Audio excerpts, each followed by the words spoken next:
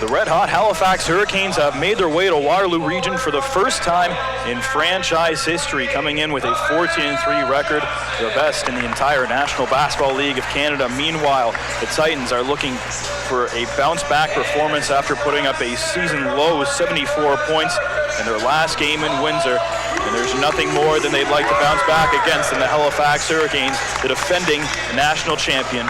Ian Jodry and Dan Paulchuk here with you on some Friday night basketball here at the Kitchener Memorial Auditorium. And this Halifax team, they come in with all the swagger. They've got the ring, they've got the best record in the league, and they're trying to make an impact in their first Central Division trip this year. And with a new head coach, Mike Leslie, now defending, I guess, if you want to call it that way, NBL of Canada Coach of the Month. First year as a pro bench boss, and only the third Canadian to have received that honor. So that just tells you the kind of year thus far the Halifax Hurricane have had, coming off that, like you said, championship just a year ago. That continuity they've been able to string together has been so key, not to mention the impact these veterans on this roster have had. You talk about rosters, and there's been a bit of a shakeup for the Titans. The new addition, Jason Caliste, has joined the roster and making an immediate impact, sliding into that starting five, so he'll have a chance to show what he can do early on in front of the home crowd. Absolutely. He had an impressive debut on the road at the Clash at the Coliseum when the team was down in Windsor to play the Express. Unfortunately for them, the ball was in Caliste's hands after a fantastic output. I believe it was 19 points on the night to lead all scorers in his debut. Unfortunately, that shot did not fall, or else that would have made it that much more memorable for him. But had a good follow-up in Orangeville, and then a bit of a stinker on as they return to Windsor, their lowest offensive output of the season, which is 74 points for the Titans. So like you said, they're looking to bounce back here, and high energy level as they enter tonight's matchup against the Hurricanes. And it was a bit of a reverse of what we had been used to seeing from the Titans in that game in Windsor. They led 24-15 after the first quarter, but then just combined, put up 14 in the second, then 18 in the next two quarters. So 36 points in the second half against a team like Windsor is not going to cut it. They'll have a chance to bounce back, and they'll do it against the cream of the crop here in the National Basketball League of Canada, the Hurricanes, formerly the Halifax Rainmen, open things up. Watson, the white right-hand dribble, one-on-one, but he can't get it to roll, and Paul Cooper there for the board. Well, they've been certainly raining down points as the Atlantic Conference has slowly become really the points conference. Johnson, the corner jumper, won't go. Long pass ahead, and Blazek got a hand on it, and then it's Johnson able to complete the turnover. Blazek, watched by Cliff Scales, rolls out to his right, leaves it for Cooper. Spinning in the paint, one-on-one, difficult shot, but he can't get it to drop over Washington. Blazek rolls out to the corner and drills the three. Almost a 2K type play. Video game move that time from Blazek, getting the rebound and just drifting out to the corner. And you've seen it time and again from Adam Blazek this season. It just sometimes I don't understand how he's still in game mode or in game action as often as he has been this season. Just taking bumps and grinds, and just finds ways eventually to find those holes to get those open looks, and good for him for capitalizing. White draws the double team Washington to three, but he can't get it to go as the shot clock expires, and it was Caliste getting to that rebound. Blazek in transition, no foul called. He thought he grabbed contact as he got contested easily on that layup. White's baseline drive and a two-hand finish.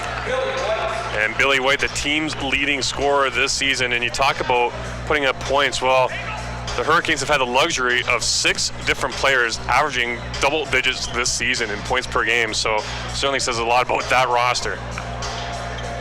Halifax, of course, number 1 in scoring defense per game. They allow the fewest amount of points. They also allow the lowest field goal percentage. Right down the table, they are up there as far as team leaders go. And we just want to take a second to thank everyone tuning in live on YouTube this evening.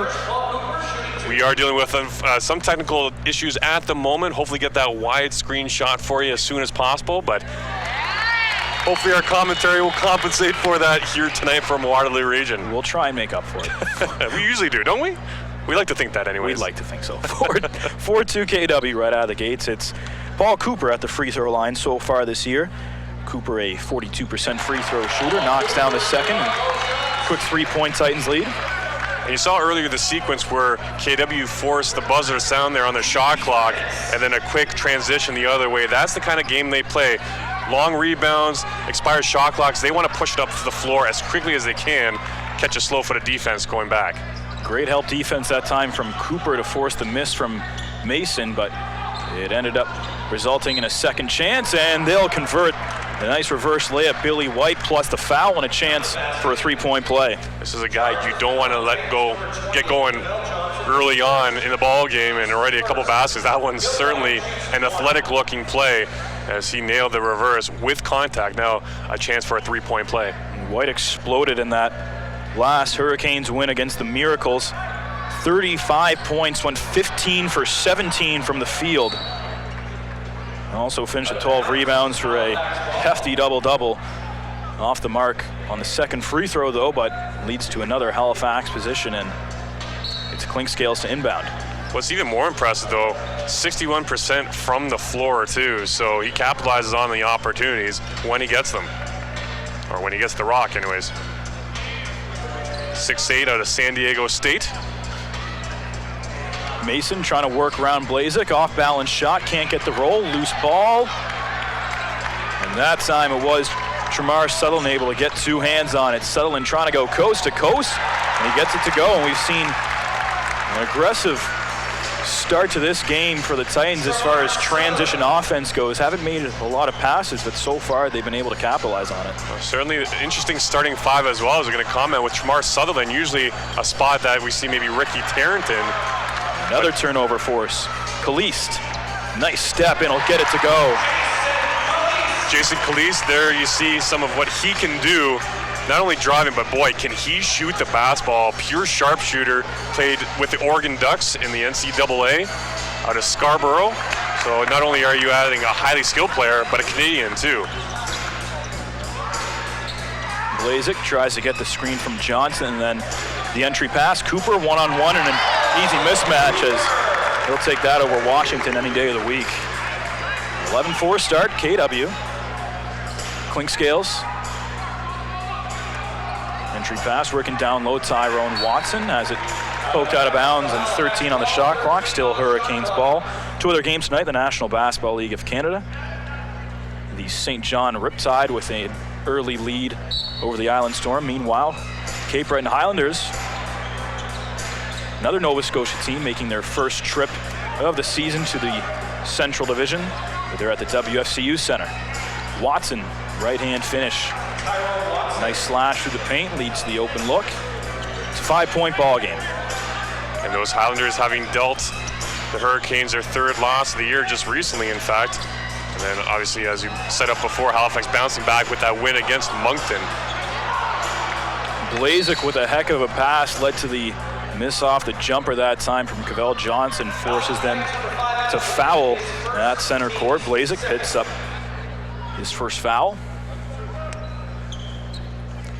And interesting reading the article of the Chronicle Herald by John McNeil earlier this week, talking about how Coach Carter was in town to inspire the Halifax Hurricane, as he had Ken Carter, and was, again, the focus of that movie, Coach Carter, Samuel L. taking on that role, and Coach Carter firing up the guys and pregame before their 109-98 victory over the Miracles. Because, you know, they really needed some more motivation to win. You know, that to the fire, I guess? That 14-3 record and, you know, that double-digit winning streak to start the year wasn't enough. Title defense, not enough, but regardless, still a terrific story. Blazek works it across. Thinking about it that time was Foster. Pump fake, and it's going to lead to two free throws coming up now for Kevin Foster. Halifax, a much less strenuous road trip here in the Central Division than the Miracles had, where they played back-to-back-to-back, including their tail end of it, the 2 p.m. game being played right after a 7 p.m. game the night before in London. Halifax will have tomorrow off, and then on Sunday they'll go and take on Orangeville and then travel to London on Family Day before wrapping things up here and heading back home. 2 p.m. start on Sunday. Also, Pink Shirt Day in terms of breast cancer awareness, I do believe, or I could stand corrected on that one, but it is Pink Shirt Day here at the Odd. Oh, don't make me show up in my pink shirt if I don't have to. I'm busting out the pink tie, I'm telling you that much. Oh, I'm waiting. But speaking of pink, look at those kicks there by Anthony Cox on the floor right now. Speaking of Cox, looking for the assist. A nice crossover that time, but a miss off the jumper from Mason. And Halifax shooting just 3 for 10 to start the game from the field. Good defense on the floor so far for the Titans. Johnson trying to back down, has it poked in. And it's going to be a reach-in foul that time. It's going to go against Billy White. That's his first of the night. And the Titans would love nothing more to get some early fouls beside his name on the stat sheet. Blaze a quick release 3 off the inbound. Got it to go. It's a long 2. But it puts the Titans up 13-6. A sweet-looking catch and shoot there from Blazek, off balance as he was drifting towards the baseline, draining that long-range 2. Clinkscales crossover in the corner. Pass found no one, but Watson was able to scoop it up. Bounce pass. Mason, the hard one-on-one in the finish. Wanted the foul, but will still get credit for the 2. Tough play there, as got some love from the glass and the rim, finding its way to the bottom of the basket. Now there's a 3-ball. Foster getting in on the scoring. Foster knocks down the contested 3. He had a slow start to the year, almost seemed to be forcing it a bit too much. It was 2 for 13 from beyond the arc coming into the night. A big 3 points there, and Kitchener-Waterloo with the double-digit advantage. And Coach Langus saying that with Foster, just a matter of getting more into game shape. He's still a bit of a step behind, but slowly improving that respect. Practice, he's looked a lot better there, and he's hopeful that he's on the upswing with the Titans. From the upswing to the downswing, now it's Cavell Johnson getting drilled with the technical foul when the Titans had the ball. That is his second personal.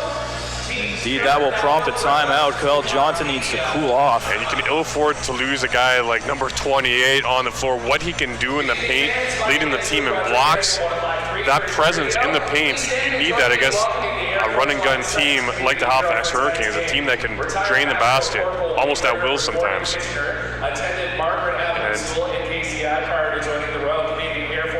for the Titans, not the start they were obviously looking for, known for their slow starts, not a reputation you want to have this far, so far in your early history.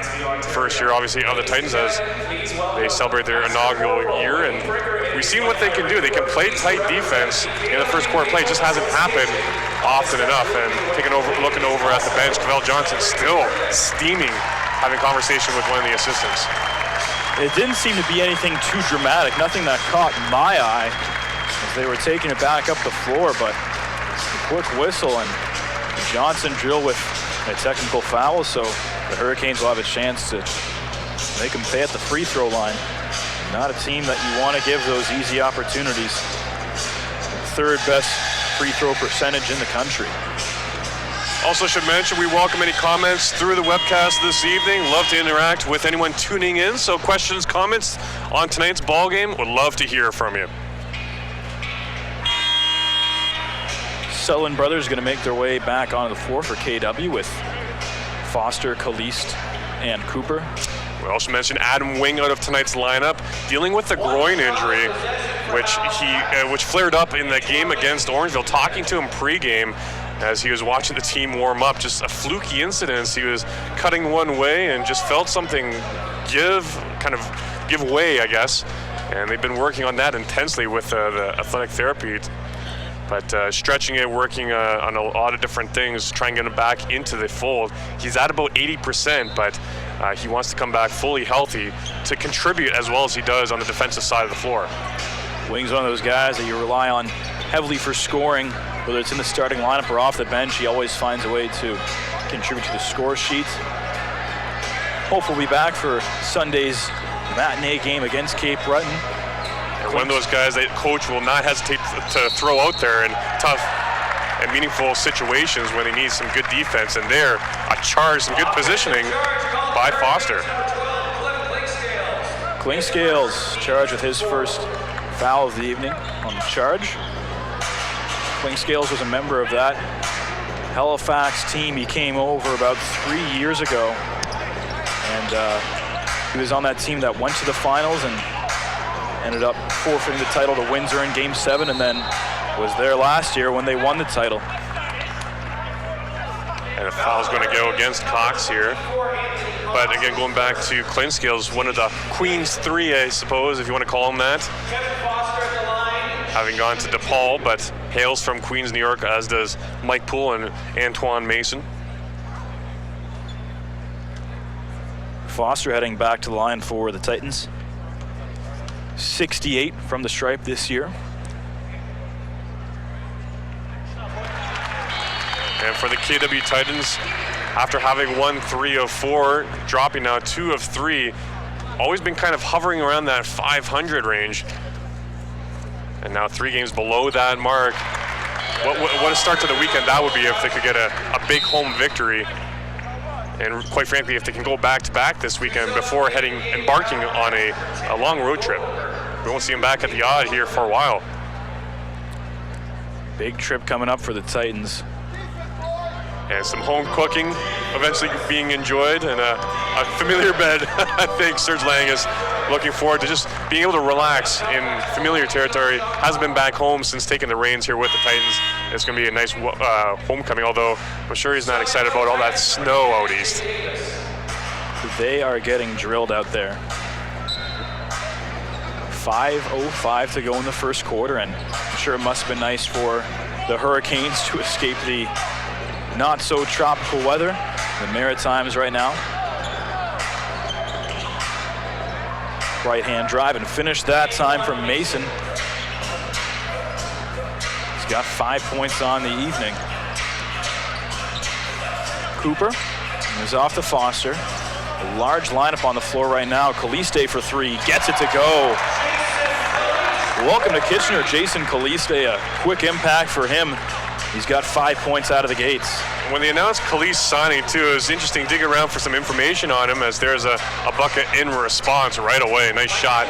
But Caliste had a tendency when he was with Oregon to be always the first guy, wherever they were playing, to be the first man on the court, even hours before tip-off, just working on his rage, getting familiar with his surroundings. And I made the quip saying that I hope the odd turns on their lights extra early for this kid, because I'm sure he'd want to be out here nice and early, especially here in his first home game with the Titans. It's the kind of ethic that coaches love to see. That time it's Meek Sutherland drawing the foul on the jumper. I'm going to say it's actually on the floor, so inbound on the baseline. As Meek Sutherland averaging just under 4 points a game, but a nice presence off the bench, still finding his groove in his rookie campaign as Caliste goes for another 3. Caliste made a great play just to keep that ball alive that time for the Titans after it was deflected off the inbounds. Caliste goes sprinting back in the other end of the court to keep the play alive and pulls up for 3, but regardless, it'll be Hurricanes ball off the miss, an 8-point Titans advantage. And looking at that Hurricanes bench, lots of respect for what Mike Leslie has done as a coach. Here's a break from Meek. And it's whistled down before the bucket. An offensive foul, I think. And it must have gone on A.J. Davis. Brain cramp there for the Titans. And those are the kind of plays that infuriate head coaches. I'm surprised Coach Langus, I guess he has to really keep his cool at this point, but he's boiling on the inside, I'm sure. But no need to foul in that situation when Sutherland had a clear lane of the hoop. I think Davis was just trying to keep the defenders off his heels, but end up getting called for an illegal screen. Finish my thought, though, as much as Mike Leslie has accomplished with the team, boy, can that man dress. He's looking sharp over there with that suit, patrolling the sidelines for the Titans. A+. Cox. Right-hand floater won't go. High percentage look, but can't finish. Caliste in transition. He wants Cooper down low. Get the entry pass to him against Cox. And a foul called that time on Anthony Cox. It's going to be number 2 on him. And a good take there by Cooper. Tough angle, as he didn't have much real estate, but had an extra half step on Cox and took full advantage, garnering the foul call. And he'll head to the stripe yet again. Cooper up to 4 and looking to tack on 2 more. So 2 Halifax starters already with a pair of fouls, and now Anthony Cox gets called for his second as well. And of course, one of them being Billy White, and we said it earlier, there's nothing more than the Titans would like than to give him a few more bench minutes than they were planning. Absolutely. And already 17 fouls and still 3:20 to go in the quarter. Cooper drops in number 1. Had 9 points in last game, lost to Windsor.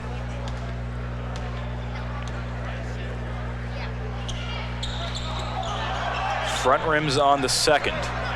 The lead stays at 9. Cavell Johnson has appeared to cool off. He's set to check back into the ball game. White leaves it for Mason. Back in the corner for Zimmerman.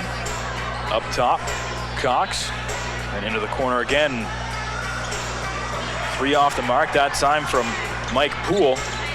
Now Davis gets tangled up at center court. That'll be another foul called on the Hurricanes. That's going to go on Poole. Number 1 on him, and that means more chances at the free throw line for KW. And they'll take him at this point. They don't mind slowing down the action, is what Coach Langer says. Everyone might think they're a run and gun kind of team. It comes in an organized fashion. They have a strategy behind it, but they're more than content to settle for these opportunities. The Hurricanes this year 6-1 on the road.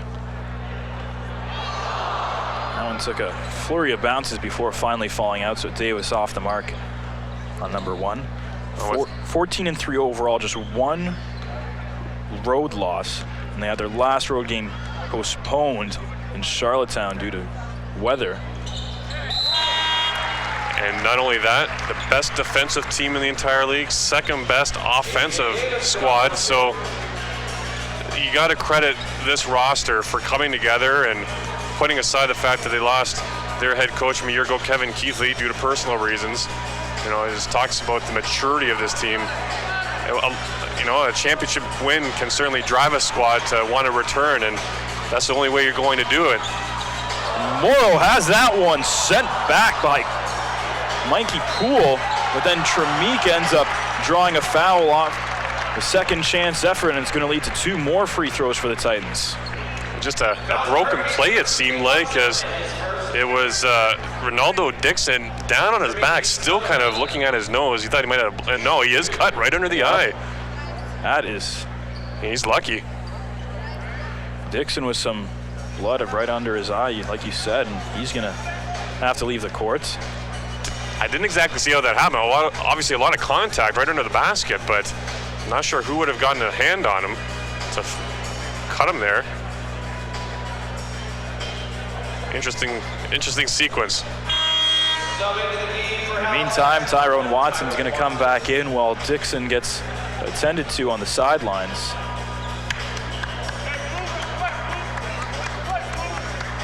Joey Haywood also into the game.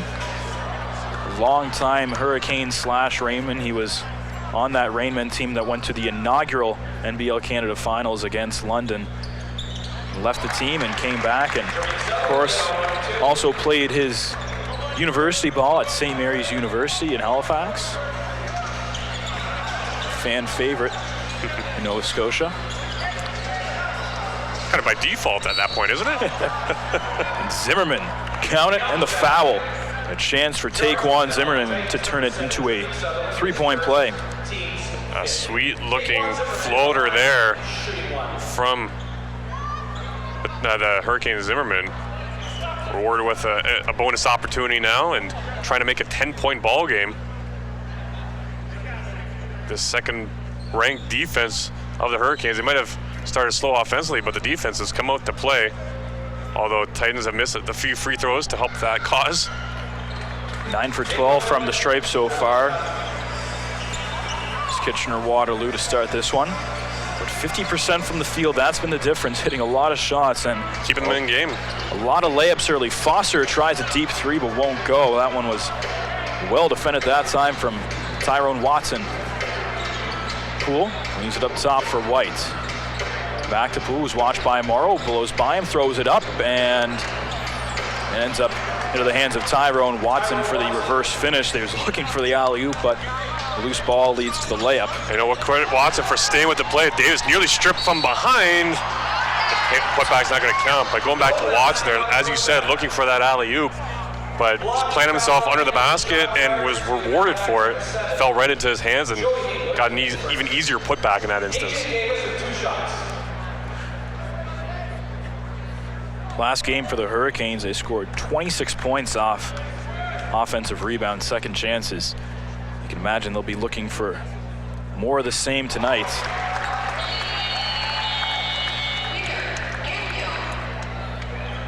AJ Davis so far this year, 73% at the line and averaging 13.5 points per game. Inside the 2-minute mark of the first quarter, Davis hits both. Restores the 9-point KW lead.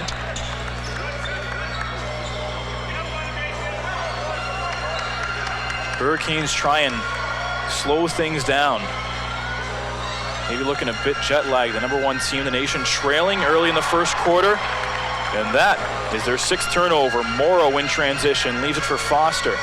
Davis, pump fake, the drive, lost the basketball, and now an easy bucket coming out their end for Poole. The layup as Tremeke Sutherland could not get back in time. Got to protect the basketball better. He's sitting in a good position, setting up for the drive, but on that, again, need to protect the rock. Sutherland, the step back two, can't get it to drop, a long rebound, and then the turnover. Davis forced it. Davis, the stutter step to drive, and he'll get it to roll. Nice one-on-one move by AJ Davis. Make sure he converts on that one. Got to get back defensively, though. You can't dawdle. Poole was waiting that one on the other end.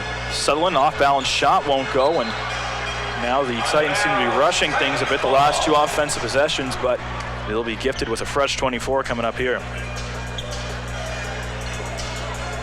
Still doesn't feel like it should only be a 6-point lead right now for the Hurricanes. I think KW a little fortunate. Off the inbounds, that was cheeky. What a move. Davis looks like he put it off a defender who had his rear end turned. I think it was off Mike Poole.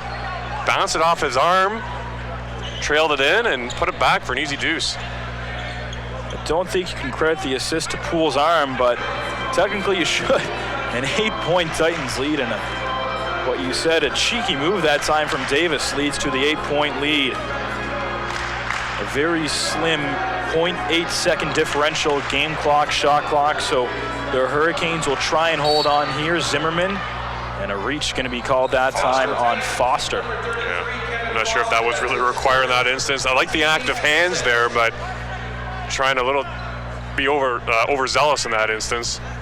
Got a slap on the arm, and now 5.2 set up for a last shot opportunity.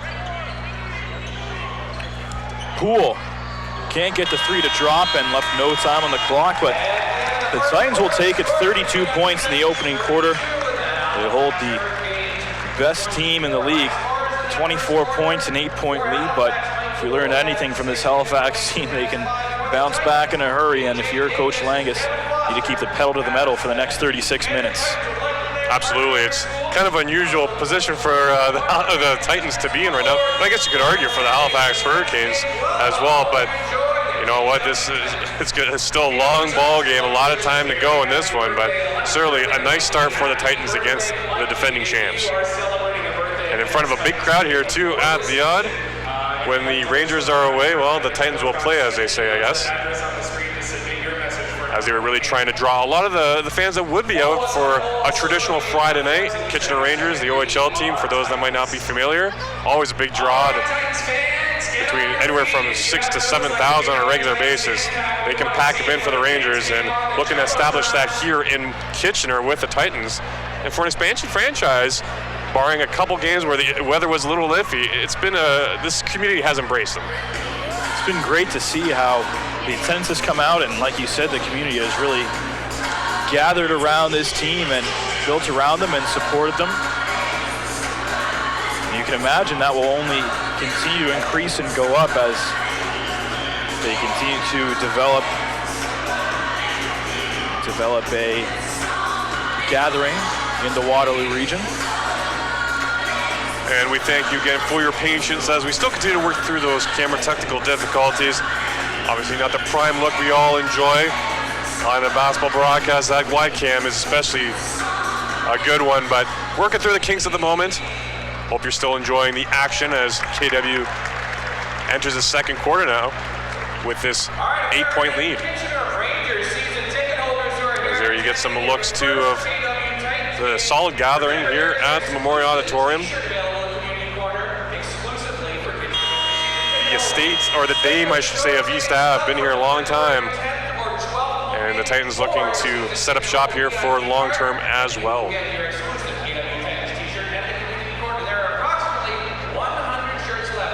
The league continues to grow, of course. Talks of Sudbury? Sudbury, yeah.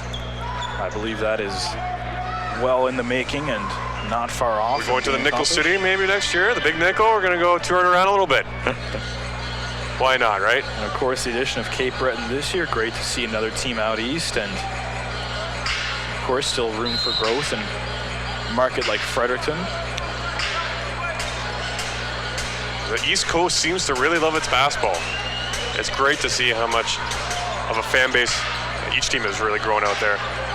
I think one of the reasons that starts with it, that started that basketball gathering, is not only the university teams, but that led to the CIS Final 8 being hosted year after year, almost an annual tradition at the Halifax Metro Center, and now the Scotiabank Place. And after an absence when it went to Ryerson and Ottawa, it's going back to Scotiabank Place this year, and fans in the Maritimes will have a chance to witness the best basketball in the country. We're both big youth sports fans. Maybe your parents will put us up for a weekend and give basketball action. How about it? How about it? I don't know if my wife would entertain that idea, but you know, make it a basketball weekend. Why not? Why not? Had a chance to attend a few, and they are spectacular. Even when the Nova Scotia teams don't go as deep as they anticipated. Of course, years of dominance from teams like Carleton still led to some magnificent crowds. I remember going to see national semifinals with 7,000 packed and no Maritime teams. So that tells you the kind of interest that they have, whether or not there's local interest there. Blazek taking the charge. That's the second charge of the game for the Titans. He took a big hit as he went down, but bounces right back up. That's why I keep saying time and again, fans love that kind of stuff. And it's the same here in Kitchener as he becomes more well-known on this Titans roster to these Titans fans. A warning issued to Mike Leslie. He seemed to be quite animated there as he walked to pick up the basketball. It almost looked like he was going to drop kick it like Beckham into the fifth row, and then ended up making the pass to the far official himself instead of giving it to the near official, and they didn't like that, so a warning issued to the Halifax bench. Zimmerman, step back jumper. Can't get the friendly bounce. Good box out there from Cavell Johnson. That one on Billy White, keeping him out of the fold. Loose ball, and it ends up coming to Johnson. It's whistled down. A foul called off the ball that time. And Leslie, instead of giving it to the officials, giving it to his player, Mike Poole, telling him to get on him defensively. I think he got the message in that instance.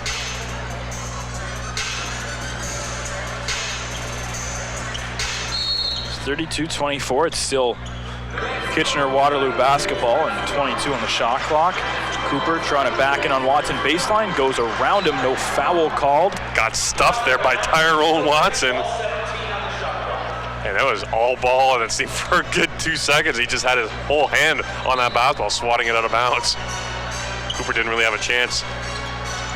Blazek, the spin move, the drive with the right hand. Johnson leaves it for Davis. Davis against Poole. Lost on the floor, pump fakes. Shot clock down to 5. Johnson's gonna have to get a shot off. Drives right hand, and that time a foul will be called.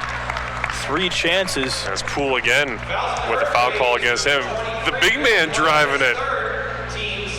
Not too often you see him set up from behind the arc, but did what he was really supposed to do in that instance, not settling for a shot out of his comfort zone, taking it right to the hole, and at the very least getting a foul call out of it.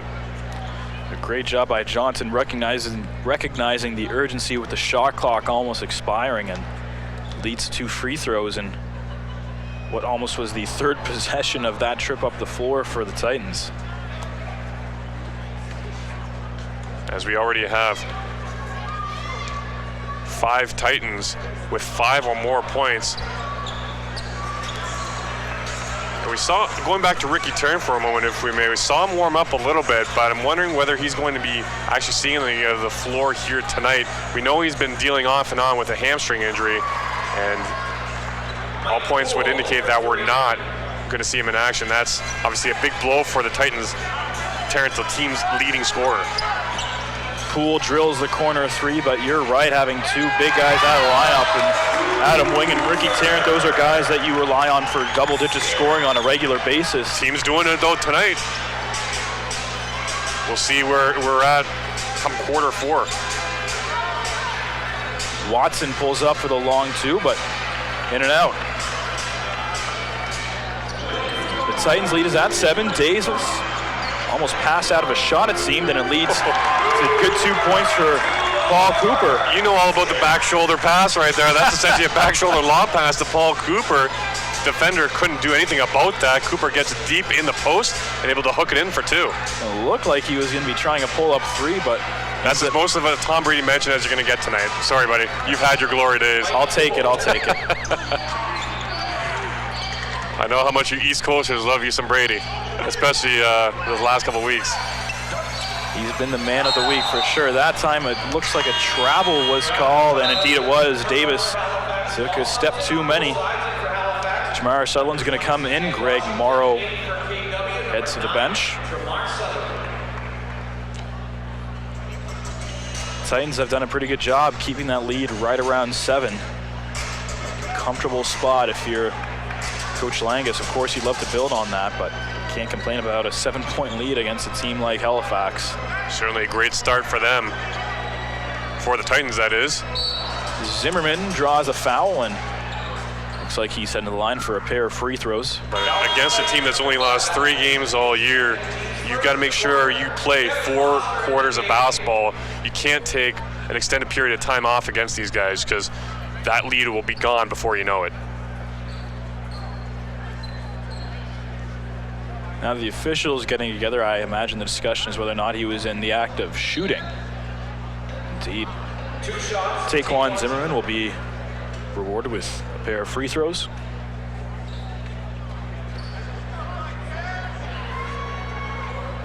And Zimmerman, limited action in that win against Moncton. 1 for 3 from the field, 4 points. And speaking of East Coasters, mention the players of the week for this past week. Juan Patillo, first of all, for the Central Division. Anthony Walker of the Island Express. Or rather, the Cape Breton Highlanders. Sorry for the brain cramp there. Anthony Walker having a good couple games this past week to earn those honors. It's Friday, isn't it? It's Friday. It's Friday. A bit of a mulligan there for me, please. Foster.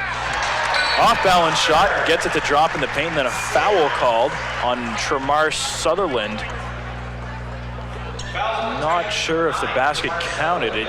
Yes, it did. So they counted the basket then right after us, so I guess. Not too often you see that sort of sequence. Certainly an odd episode, but Haywood now drawing some tight defense from Sutherland. They'll work around the perimeter. Watson against Johnson, and Watson out-muscles him and gets a bucket to drop, and then picked off by Zimmerman, pulls up for 3, but can't get it to go. And Johnson, a great job to pull down that rebound with just 1 free arm. Sutherland, nice move in transition, can't get it to drop, and the loose ball into the hands of Haywood. And buzzer going off, and I think it kind of caused some confusion there. Oh, there we go. There's another horn going off. It leads to an easy 2-hand jam that time from Poole. Coach Langus wanted to call a timeout. They were going to call it for him a little too soon just before that basket was deposited. But talk about turnovers. I was just going to set up how KW has done a good job of capitalizing on those 8 Halifax turnovers thus far. 11 points to lead that statistical category, 11 to 4. certainly helps in building this advantage, which is now whittled down to 3, and that's exactly what's happened. It's kind of turned the tables now. The Titans having coughed up the ball a few times, and it's turned into points for Halifax. And that's exactly it, just a couple sloppy trips up the floor for KW, and Halifax going to jump right all over those, and Poole really made the point with that last two-hand flush. One possession game all of a sudden, and no one's expecting this Halifax team to roll over, of course. Best in the country. KW facing all kinds of adversity, missing Adam Wing and Ricky Terrence. That's certainly a big blow. I go at it again. Ricky Terrence, he's really essentially when the team started off and you're kind of keying in on names that could start contributing, he's the guy that you were automatically drawn to, looking at his pedigree coming out of Alabama, playing D1 ball and really a pure scorer. Has gelled well with this team.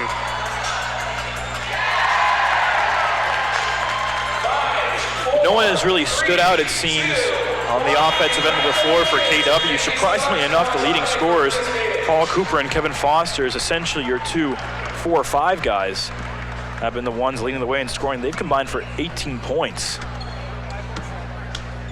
So far, no dynamic shooting. Adam Blazik, just 5 points. Just 5 from Kalist, and Davis has put up 7 of his own. Missing those pieces. You need some other guys to step up. So far, Cooper and Foster have been doing it, but you need everyone else to still play your normal roles. Foster leaves it for Sutherland. Blazik tries to get the screen from Johnson. Trying to reverse the other way, gets it down low. Johnson backing in the post and hits the tough turnaround jumper. Still has some contact there on the arm. Cavell Johnson staying with it. I tell you what, that was a good switch defensively for the Hurricanes, not falling for a bit of that crisscross pattern from the Titans as they try to create a mix-up. But again, that speaks to the chemistry that this team has. And one of the reasons why, really, they're the second best, or the top-ranked defensive squad in the league, or the second best, I should say. Blazik, quick release 3 won't go. And now a chance for Halifax is inside the ball game. They have not led so far this evening. Shocking, isn't it? Zimmerman over to Poole, thought about it, but he stepped on the sideline before he drilled the 3. Titans ball still in for the Titans, number 32. Cooper back in, Johnson out. So is Kalist getting some instructions as well from his head coach. He's got that left hand bandaged up. He had it around his wrist in his first game, but it's kind of grown since then, so you kind of wonder what he's dealing with. Unfortunately for him, not his shooting hand, so. But it is his dribbling hand, as you can see here. Kalist leaves it for Cooper. Cooper. Reach and foul there. It's going to be Watson, I believe. Indeed it is. Watson picks up foul number 1. That's 14 team fouls so far for Halifax. And the Canadian Haywood already up to 3 personals, still on the floor right now.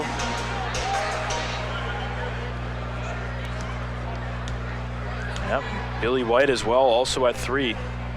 That's big if you're the Titans. Absolutely, it's going to make for an interesting second half. Coach Leslie will certainly be forced to manage his bench carefully if those two continue to rack up fouls. Cooper's second free throw rattles it in. Tyrone Watson averaging about 11 points a game this season. I'll have to check that, 12 points a game. Performance to forget though against Moncton, just the 4 to his name, but they've been back up and down for him. 4, 15, and 4 as well, a couple games before that. Kalist, the pump fake, and it's Cooper finishing it off and immediately appoints the new guy who picks up the nice assist. And it's a 5-point Titans lead. Sweet 7. Sweet dime, distributing the basketball effectively to find Cooper. Pass down low and unable to finish that time was Washington, but a late foul call. And again, it's Cooper again, so go back and forth here with the fouls. Kitchener again expanding their lead up to 7. As much as 9, I do believe, at one point. Still manageable for, I keep cutting you off here, still manageable for the Halifax Hurricanes. Maybe I'm just mind reading what you're going to say. How about that? What am I thinking right now? Brady rules. That's Pretty always close. going to be my fallback. Cooper only picking up foul number 1, and he's been so far the leading scorer. There's Washington. Goes 1 for 2 at the line. So Halifax, a couple missed opportunities of their own. Kalist watched by the veteran Haywood. Swing it around the perimeter and find Meek up top. Sutherland, the spin move, runs into some trouble. Shot clock down to 5. Cooper pump fakes, tries a long 2. And all kinds of air underneath that one.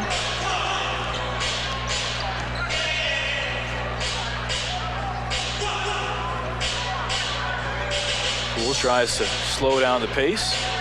Nice pass to Washington, left open for a straightaway 3, but front rims it. Kalist throws it off the defender and out. They're arguing whether or not he stepped out of bounds prior to throwing it out of bounds, and that's indeed the call. It'll stay Halifax basketball. Only 37 attempts from beyond the arc for Washington, that being number 38, but been pretty effective, 32%, as there's going to be a 3 ball this time coming off the hand of Haywood. And for Haywood, that's only the second one made this season for him. Haywood, 3 points off the bench, his first points of the evening. Foster catches, drives, floats, and gonna get hacked out again. The 5th team foul this quarter for Halifax, and a pair of free throws coming up for Kevin Foster. Hey, I like that a lot too. The Titans are in no position where they can just settle for shots at this point. We saw it one trip where Blazek had the quick walk up and then pulled up to shoot from long range. Granted, he can do that, but in this type of ball game, unless it's a wide open look, take the high percentage opportunities. Foster did that right there, and now he's at the stripe, having already made 1 of 2 free throws. Foster, a strong showing for him early, as he is now 6 for 6 from the charity stripe and hits double digits at 11 points. Back to a 2-possession lead for the Titans, and an illegal screen, an offensive foul going to be called, that time on Taquan Zimmerman. I don't think I've seen Mike Leslie sit down at all at any point this quarter. Not too often you do see head coaches in that instance, but he's just been pacing quite a bit, and I think frustration is starting to build up. These Hurricanes might be hearing an earful at halftime. And although it's still only a 5-point ball game, 2-possession game where you've got to tie one. Sutherland, the drive, and a travel call that time. Sutherland looks like he dragged that pivot foot on the pass as soon as he got into the paint. Still about 5 minutes to go here in the first half.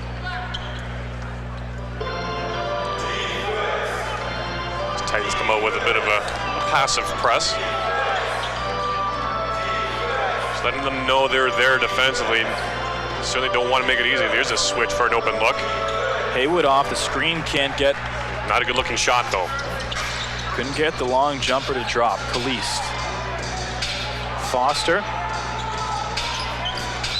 He runs into his own man, and it leads to a foul on Joey Haywood, and he has a smile about that one. Ironically, it's the 2 newest members of the Titans colliding in on that play, Kalist and Foster, but fortunately for them, getting in the way was Joey Haywood. The SMU product, as you sports fans love to dub St. Mary's University. Former Husky, I guess. Former Husky. See, I'm keeping you sharp with the U Sports references. Look at that, getting your AUS touches in. And that's absolutely, and we've touched on the OUA, and it's great seeing all these former U Sports products now at the next level here in the National Basketball League. And Commissioner Magley wrote about it in his weekly blog this week, talking about how it's really becoming a stepping stone. I think players are starting to recognize that, whether it's just wanting to extend their careers a little longer or using the league as an effective stepping stone to that next level. So it's certainly getting recognized.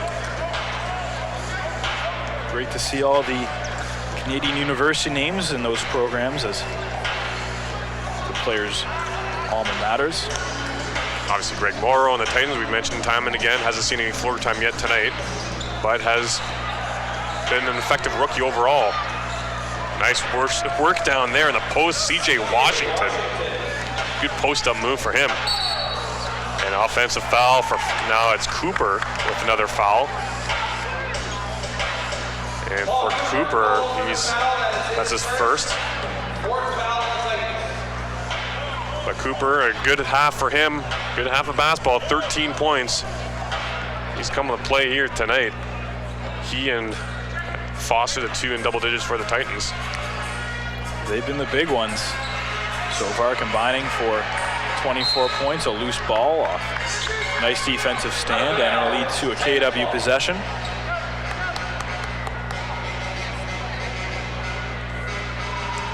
Coach Lang is mentioning before the game that Orangeville win their most complete basketball game this season. And they had some good games already this campaign, some memorable results. Again, the win against London in overtime, but he's saying if that's the kind of game his team is built to play, if only they did it on a regular basis. And it's the struggle of any head coach.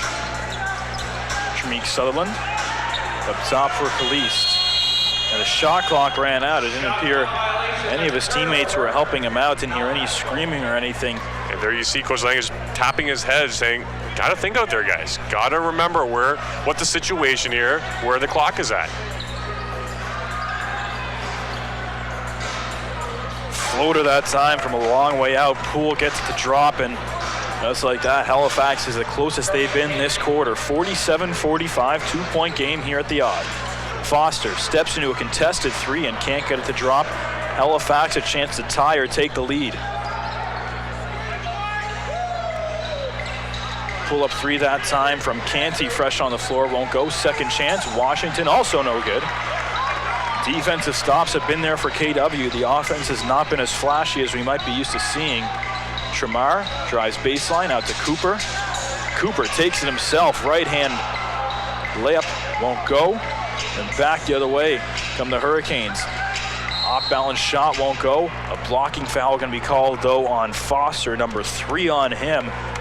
That call came a little late, too, on the whistle. I thought he got on the contact, quite frankly, a little earlier, but the official making the call now.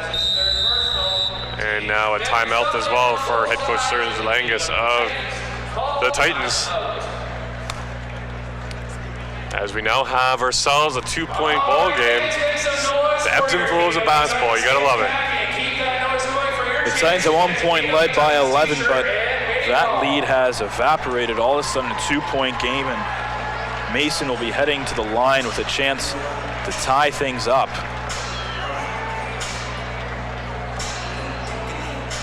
And again, the Titans back in action on Sunday afternoon. 2 p.m. tip-off here in Kitchener. Make sure you either get your tickets or tune in on the stream. We'll have it for you live. Matinee affair.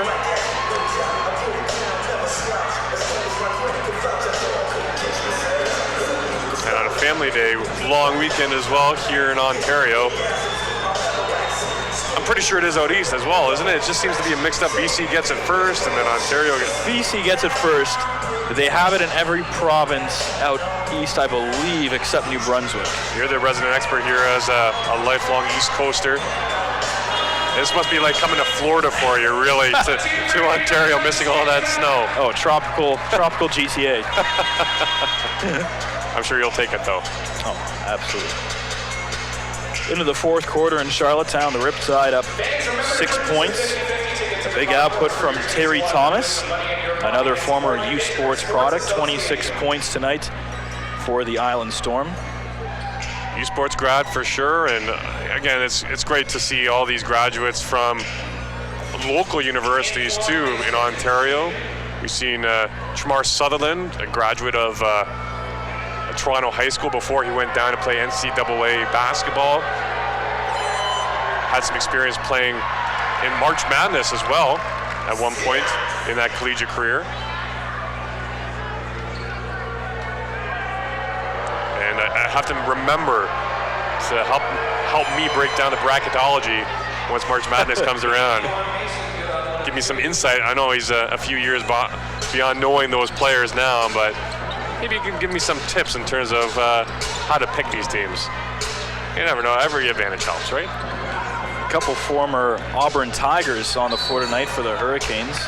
Yeah, both Mason and Kareem Canty, graduates of Auburn, and one of them was actually rocking the Auburn warm-up t-shirt before practice, or before warm-ups, I should say. Would have been great to see Taryn on the floor tonight have that Alabama-Auburn rivalry, the SEC. Good SEC, that's right.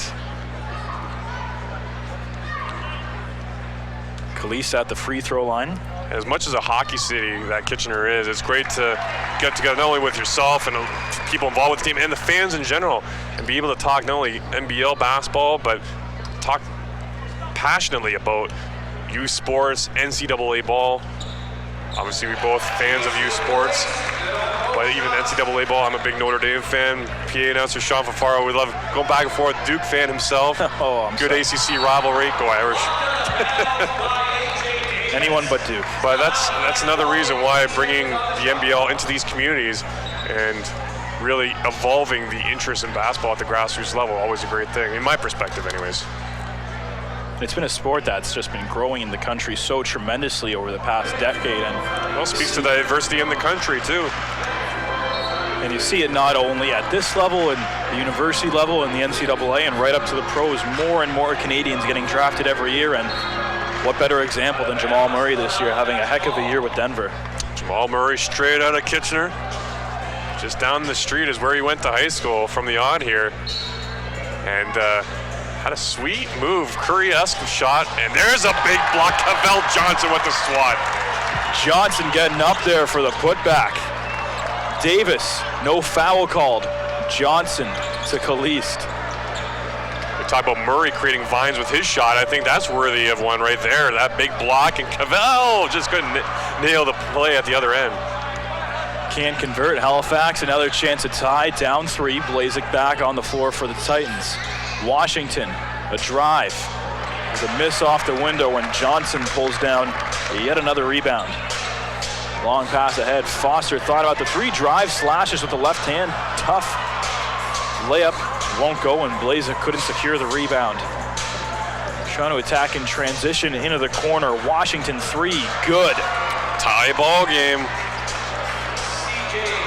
And I think this crowd's a little frustrated / and shocked, as I'm sure the Titans are as well. It's taken a while for the Hurricanes to heat up. They are here, ladies and gentlemen. Kalist the miss, and now Halifax a chance for their first lead of the evening. Crossover leads to the foul. Canty drew the swipe. And this Titans team just getting really frustrated right now as Coach Langes goes in to have a conversation with the official. Blazek doesn't agree with that call at all. And you know what? The Hurricanes will take it, as it'll be Canty heading to the stripe. Short bench for the Titans tonight, and it's starting to show as there's appear to be getting fatigued toward the end of this half. And that's what happens when you get tired. And a high-paced game like this, you start to foul, you're not on your toes as much defensively. Now Canty, a big chance to give Halifax a lead, and there it is, 50-49. First lead of the night for them, as it's been, again, taking a while for them to get their legs under them, just start getting points on a consistent basis on the board. But a good second quarter of basketball has allowed them to chip away, and a 25-point quarter at that, and even more so, holding the Titans to only 17 points this frame, coming off one where they had 32. Whenever you can cut the offensive output of your opposition by almost half, you're stepping up defensively. 51-49, Tremeke Sutherland here, trying to get the screen from Foster. He's watched tightly by Canty, able to roll around him, out to Foster. Hesitation, and looks like 2 more free throws coming up for Kevin Foster. So far, 6 for 6 from the stripe tonight. Yeah, that's so tough for, I think it was Washington guarding the foul on that play, but tough for him to defend as Foster just leaned right into him, and with speed too, so not much he could do on that play.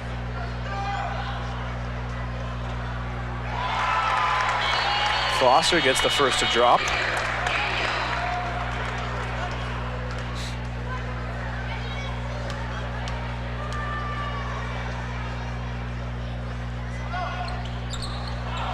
Can't get the second to go. And an offensive foul going to be called. It looks like it went on Davis. He tried creeping in a little too early.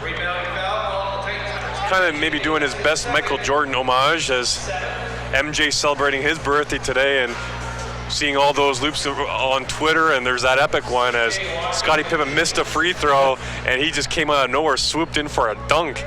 Maybe AJ Davis, maybe just trying a 2.0 version. Not quite the same, obviously, but hey. Maybe a little over-inspired, but regardless. Maybe, as it turns into a foul instead of points for the Titans, and now Washington at the stripe puts the Hurricanes up by 2 with one more free throw to go.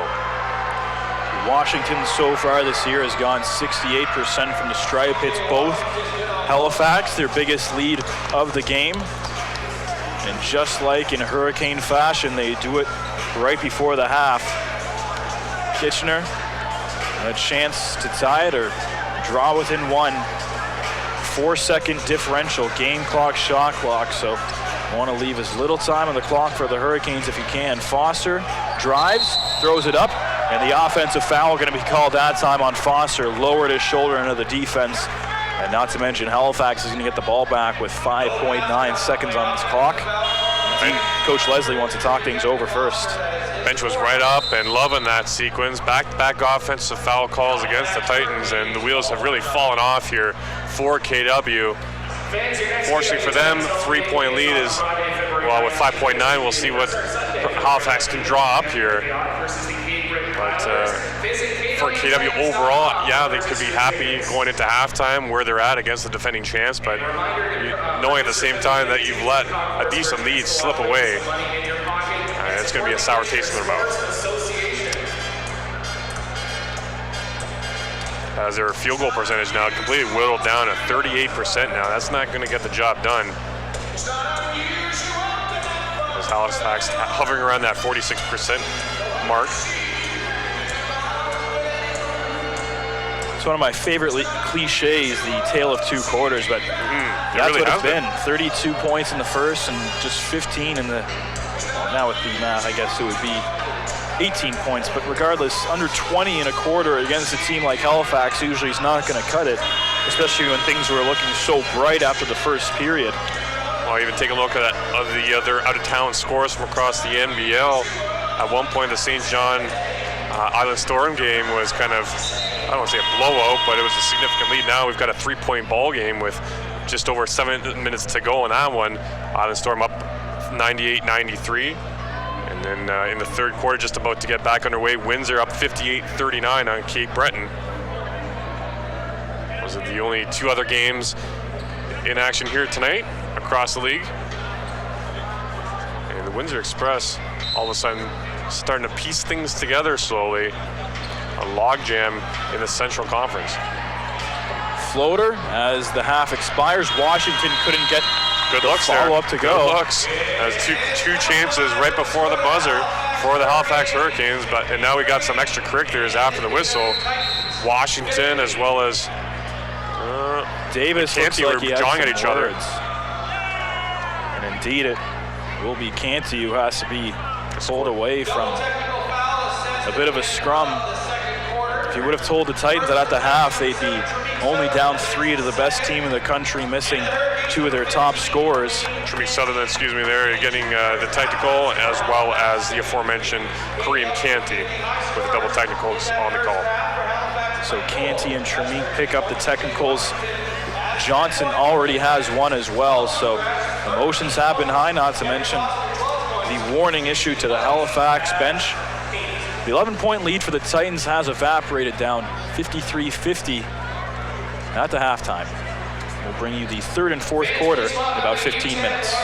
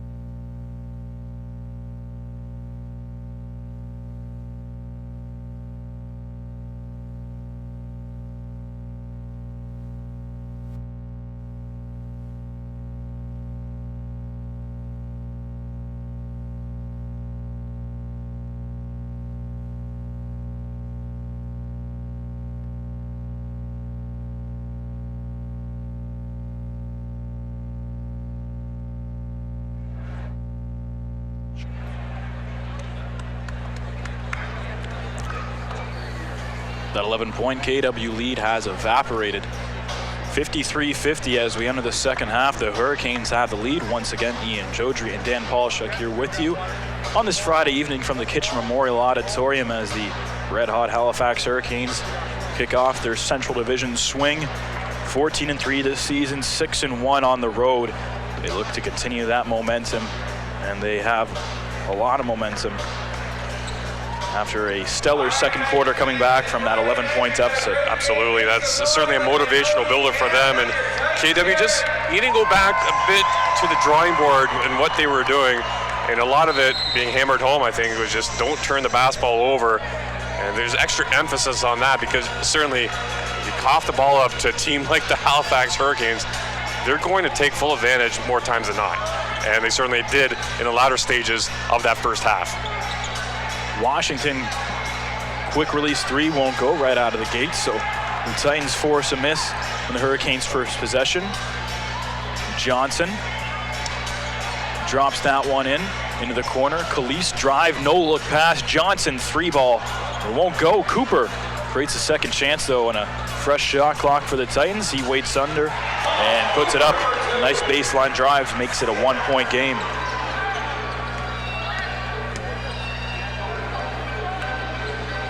Entry pass down low to Washington, trying to post up on Cooper. Can't get the turnaround to go. Sutherland almost had it stripped away, and it eventually falls in the hands of Zimmerman, so that leads to the 8th turnover of the night for KW. We've seen worse, though, out of KW, to be sure. Games at 20-plus turnovers. In the first quarter? Not an unusual thing. So in that respect, they've done a better job, but not really timely are these turnovers. As this, what was like a 9-point lead at one point. There's a nice shot. Khalees, he's got to get heating up here as well. They count on him quite a bit, especially again with Taryn out of the lineup. They'll be leaning on him going forward. Khalees, the nonchalant three. Oh, it makes it look so smooth though, doesn't it? Looked great that time, and Sutherland tried to put it off the back of Taquan Zimmerman and out, but it'll remain Halifax ball. Couldn't sell the call. And thank you all to all the viewers tuning in on YouTube. Live here from Kitchener. Dan Polishuk along with Ian Jodry from the Kitchener Rod. And again, feed us your comments, your thoughts on tonight's game. Love to hear from you. Blazik pulls up, hits the three. KW lead up to 4. Bounce back for a 7-0 run to start the second half. Ball rolls out of bounds, and it will stay with the Hurricanes. Yeah, Mason was grimacing there a little bit, but maybe it's more so at the lost opportunity than losing the basketball. Really a combination of both, perhaps. Washington driving against Cooper, lost the ball. And indeed a kickball violation, so Titans will get the ball back. All of a sudden restoring that lead, and now it's just a matter of continuously building it. That's step one. Step two, obviously, holding on to it. Closing out ball games. We've got a long way to go in this one, but sooner or later, you got to start thinking about that. Closing down ball games certainly should become a mantra for these Titans. Just about a third way through the season, and those wins are going to be harder to come by as the season rolls along, as players get more and more banged up too. So they originally called Hurricanes ball off the miss, but the official quickly changed his mind, and it'll be Titans ball. Fresh 24 inbounding in their own offensive end. The officials tonight: Jeff Astles, Mike Hardy, and Farnood Kazimzadeh.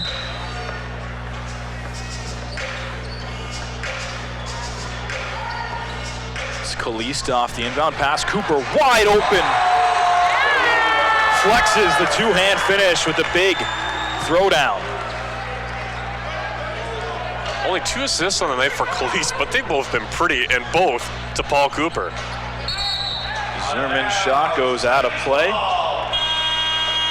As the Hurricanes started out a little cold in the first few minutes of this second half, and that's why we have a timeout call now by head coach Mike Leslie. Not the kind of intro to the third quarter that he would have liked from this team. A 9-0 run to start the second half for the Titans. And they ended this first half on a pretty sour note. Lots of turnovers, lots of sloppy plays, easy points. They coughed up the lead, but Serge Lang's his team, they benefited with a strong start, not to mention a few key misses from the Hurricanes.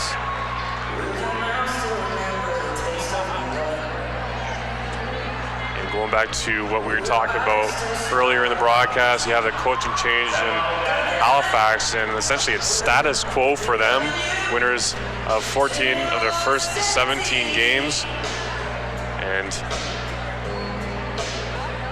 you have the 6 players averaging double digits. We touched on that, but really just unselfishness of the players on this roster. It's really the intangibles that have been even more impressive, I would say anyways.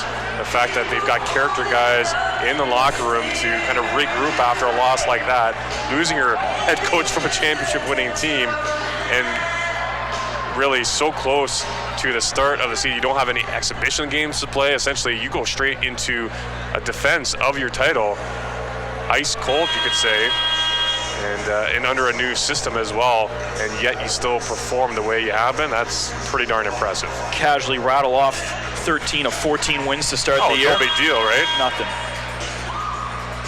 Well, speaking firsthand, you've had a lot of experience witnessing East Coast NBL basketball. How much for the casual fan does it differ from what you see out of the Central Division or Central Conference?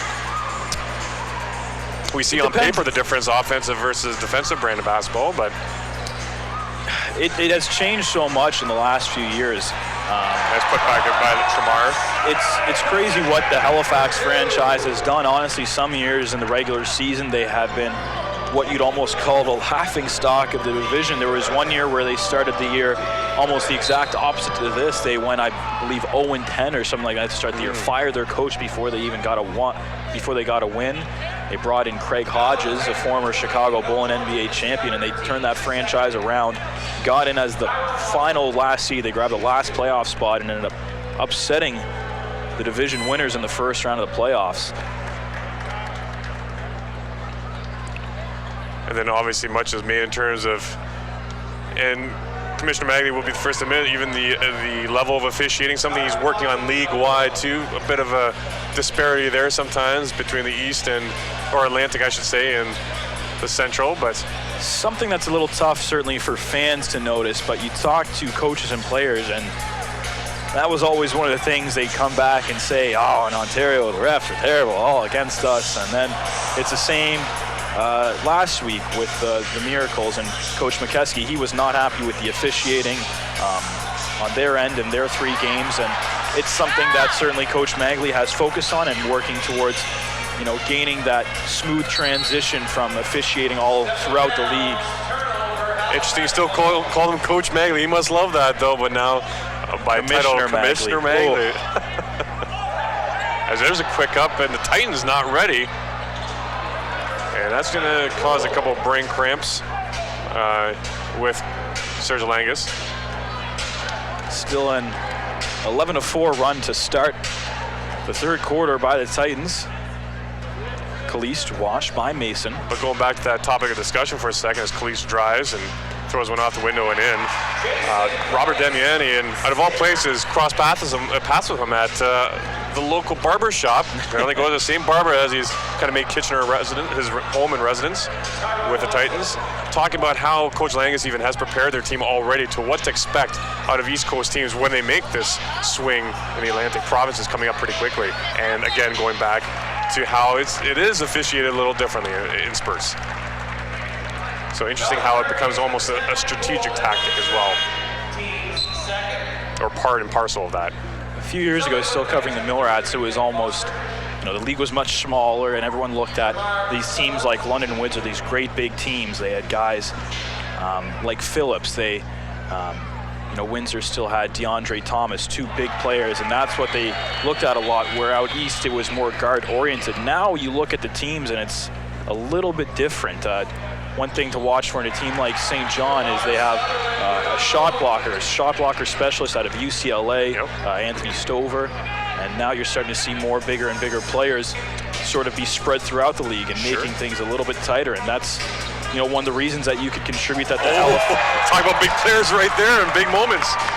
Johnson sends it back, but Sutherland lost in transition. Cavell Johnson has been there all season when it comes to block shots. He's been the guy. He certainly has been for the Titans, averaging almost 2 blocks a game, and he's filled that quota here tonight. Mason drills a 3, 65-61. KW and the Titans has the lead trimmed down. Yeah, KW number 2 in the league. A lot of thanks going to Cavell Johnson for that stat. 89 in total, 30, I guess you could say 32 of them coming from Cavell Johnson. That's 2 more.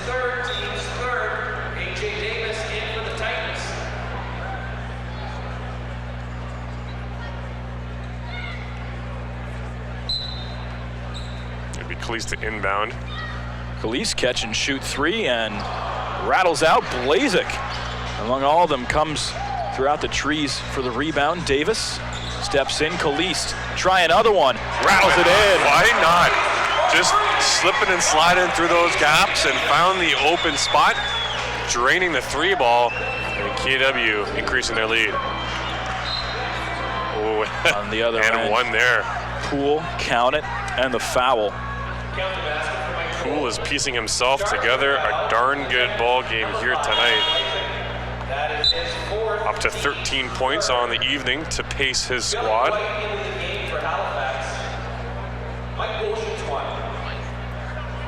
But Paul Cooper still remains the game highest scorer right now.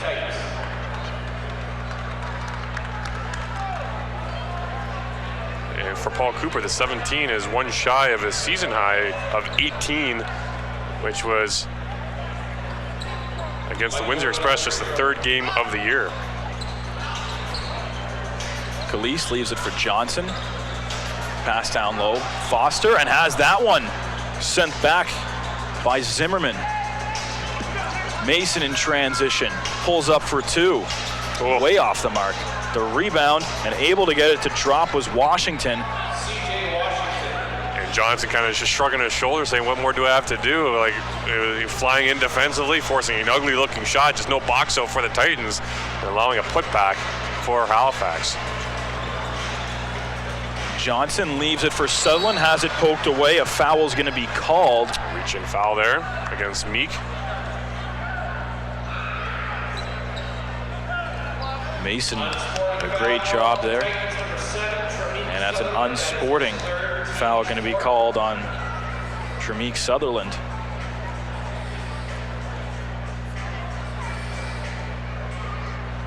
One shot possession. And really a frustrating night for Meek Sutherland overall.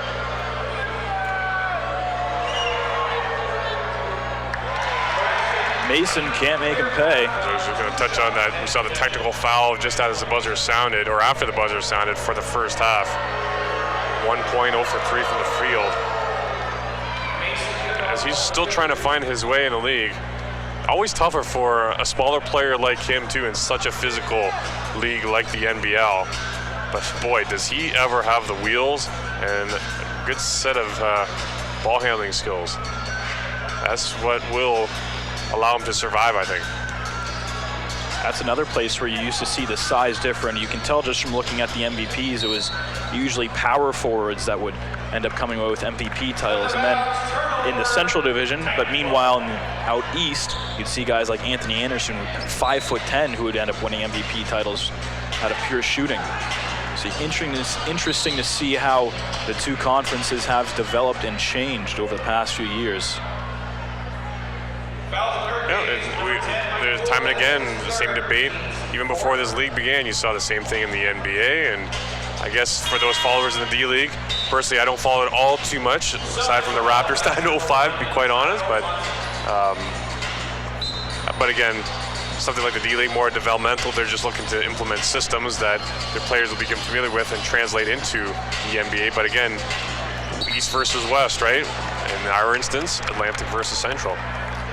That time the offensive foul went on Cavell Johnson. He's another one who, despite the terrific blocks, has had a frustrating night. A technical foul early on. That time the offensive foul called, and Halifax a chance to take the lead on this possession.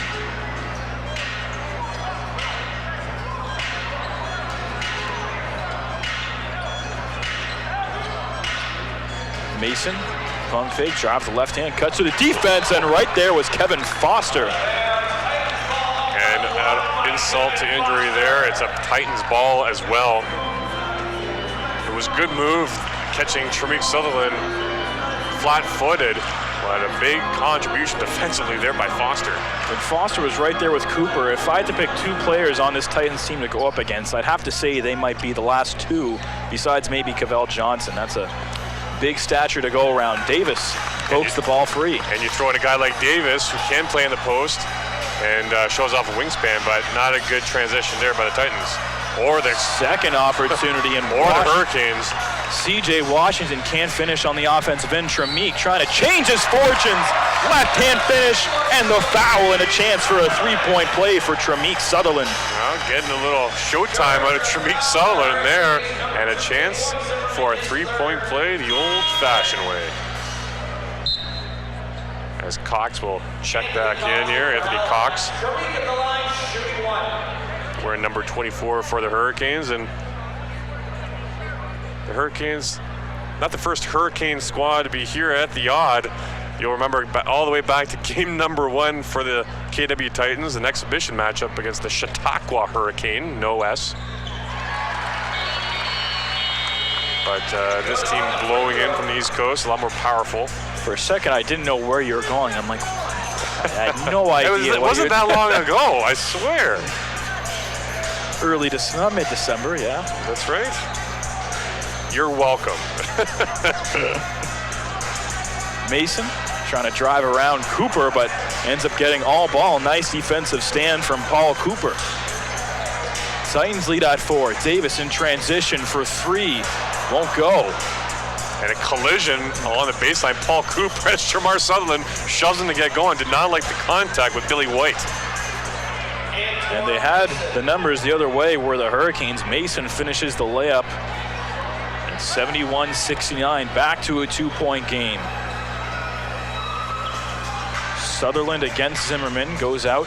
Kalist working down low. Cooper trying to post up, right-hand shot won't go. Kalist got a hand on it. But Foster couldn't finish that one. Zimmerman. White on the baseline against Kalist, just muscles around him. And a chance for a three-point play again. White a chance to give Halifax the lead. And White playing with 3 fouls. Maybe this is the time where he starts expanding his game a little bit. Now up to 8 points in the team's leading scorer, but has had to see limited minutes because of the foul trouble here tonight. Misses the free throw though, so that'll negate the potential 3-point play. Davis, a nice move with the right hand, cuts, but can't get the friendly roll. Loose ball. Cooper, first one to it. A good slasher kind of move there, and Cooper, not too often we see him try the reverse layup, but sorry, I don't mean to chuckle at that, but the big man maybe trying to go beyond his skill set on that one a little bit, but hey, whatever gets the foul call, and he's going to go to the stripe. He got the reverse layup, then he almost tried to bat it up and said, easy, big guy. He got the foul. You're going to get 2 free throws here. Hey, you got to tip your cap to him. At least he stayed with the play and made something happen. Let's stick with that. Cooper's been all over the floor tonight, 6 for 12 from the field, good enough for 17 points. Kalist in his first appearance here at the Odd, 16 points of his own. Foster, despite his 2 for 6 from the field, 12 points, entering 4 different trips to the free throw line. And now Cooper, who's 5 for 6 there tonight, a chance for 2.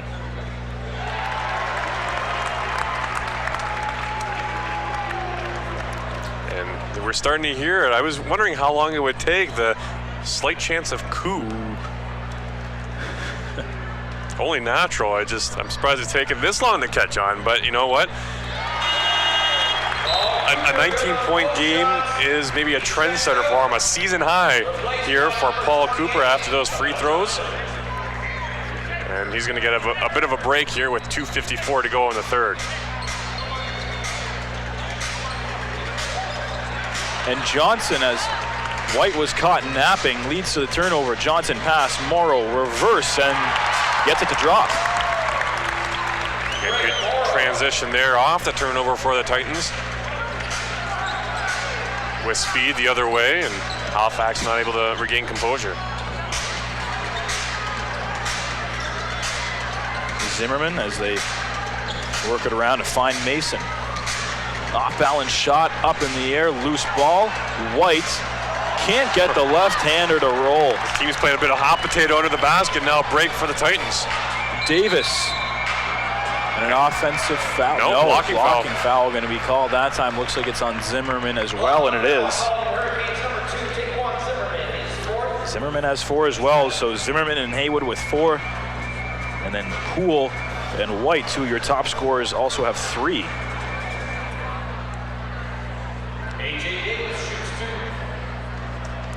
Titans have had their fair share of foul trouble as well. Blazek, your top scorers with 4. Cavell Johnson with 4. Kevin Foster also has picked up 4 fouls on the evening.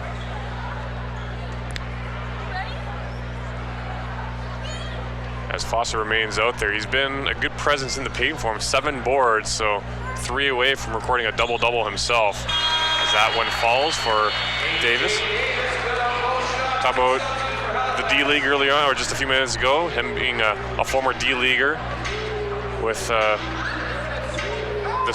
Sioux, North Dakota.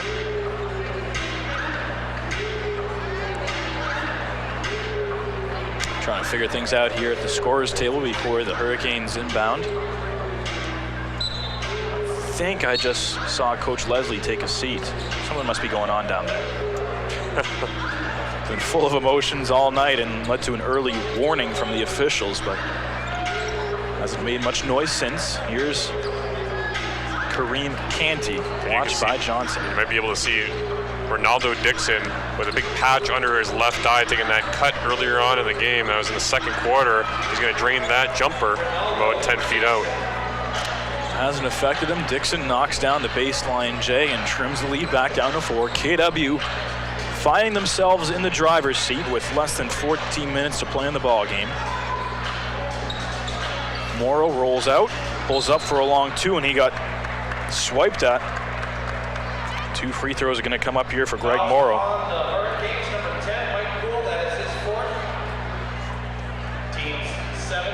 And Morrow making his first trip to the free throw line.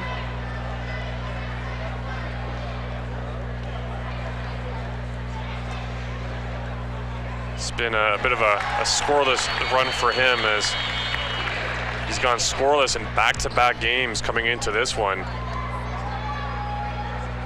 You know, he's performed in bits and spurts, but really the life of a rookie as he tries to solidify his place in the lineup.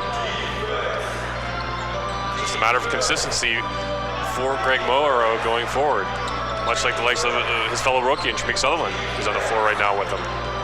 Watson looking for that pass down low to Dixon. Dixon turnaround, and despite the early injury, rattles in for him. Knocked down his last 2 shots. Tremik, Morrow, bounce pass down low. Johnson, Davis driving off the nice catch and pass. Big 2-hand throwdown for AJ Davis. Some nice hang time there as well for big number 10. Canty with a good response for the Hurricanes right there. 3-point game, and you can hear the emotions from Coach Langus yelling instructions to his team. It's become a big point in the ball game. Sutherland goes coast to coast and will come away with a pair of free throws. There you see a look at the bench. And well, not only has it been an emotional roller coaster, we talk about Mike Leslie finally taking his seat. I think he's just kind of worn down, needs a bit of a break, as he's been really on his team all game long to keep it going. Serge Langus, again, seeing bits of frustration. And then the fans in general, I think, they're liking what they see overall, but there have been moments with these Titan brain cramps where you hear a collective groan sometimes. Sutherland 1 for 2 from the line and about a 4.5 differential game clock, shot clock. But that's why they pay the price of admission, right? Which, by the way, pretty reasonable. Just throwing that out there for fans wondering about NBL action here in KW. Had no shortage of emotional tilts here so far at the Odd. Of course, the rivalry with London, and then a couple weeks ago, some big-time flares against the Niagara River Lions with Edmonton even saw an ejection. And now tonight, a couple technical fouls, including a warning issue to Mike Leslie, who, no surprise, back out of his seat. Right at the scores table as well now, as that's the third personal from Canty, and we're going to have another. No, it's just obviously the sound of the buzzer ending the third quarter of play. Titans going to get a shot off to end the third, but they enter the fourth up 4. Still not quite the quarter that they were looking for, but they'll take it after turning around with a 9-0 run to enter the second half. 82-78. Titans have the advantage entering the final period here from the Odd. Once again, Ian and Dan with you. Friday night basketball. We're not used to these Friday night games, but the fans have certainly embraced them. A great turnout here tonight at the Kitchener Memorial Auditorium. Absolutely, a lot of kids here enjoying the game as they make their way on the floor now. Love this tradition here that they started at the Odd, and there you see the next game coming up for the KW Titans at home against the Cape Breton Highlanders. The East Coast keeps coming to the Odd. 2 p.m. tip-off here in Kitchener. With the NBA All-Star Weekend, so while the pros take a break, check out the NBL, which is in full swing all weekend long. Final between the Island Storm and St. John Riptide. The Island Storm coming away with a 4-point victory, 113-109. And in the fourth quarter, under 3 to go, Windsor having full control of that ball game, 105-87 as it stands over the Cape Breton Highlanders.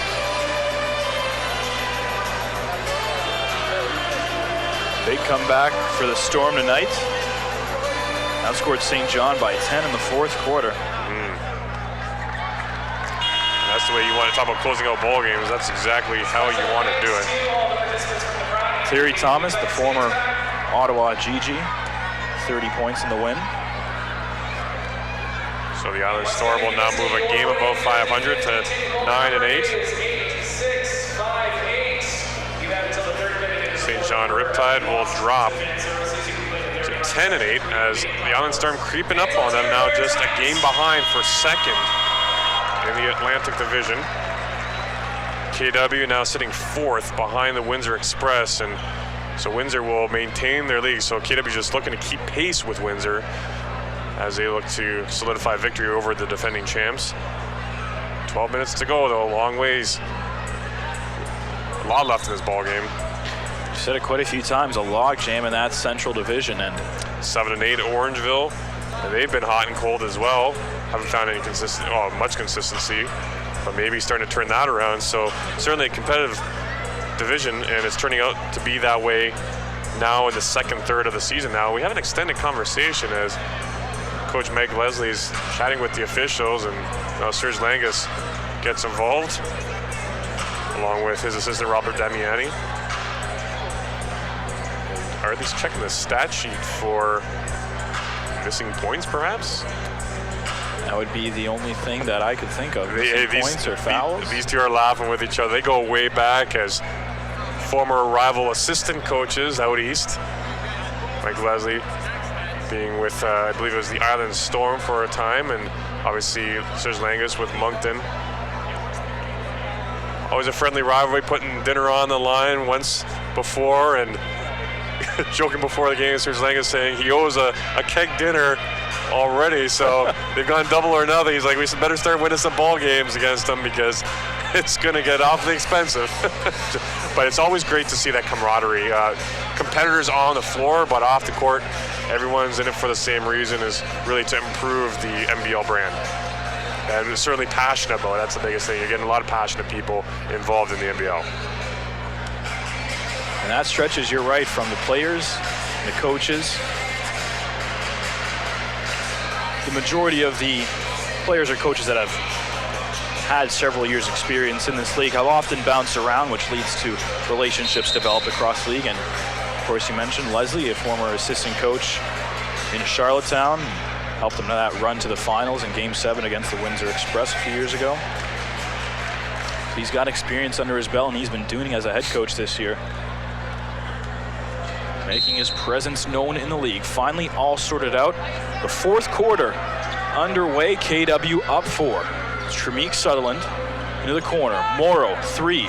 No good. Cooper got a hand on it, and Shamar gets 2 on it. Tremeke, sorry.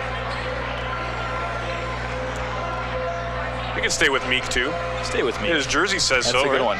M. Sutherland. M. Sutherland is right. Davis for 3. No good. Morrow didn't get called for an over-the-back foul, but I think he will now. Or just go out of bounds. Out of bounds off the leg of a KW player. Save every foul you can in the fourth quarter, especially against a team like Halifax. Especially with some Hurricanes in foul trouble. 4 players with playing with 4 fouls. Poole. Has to go back up top.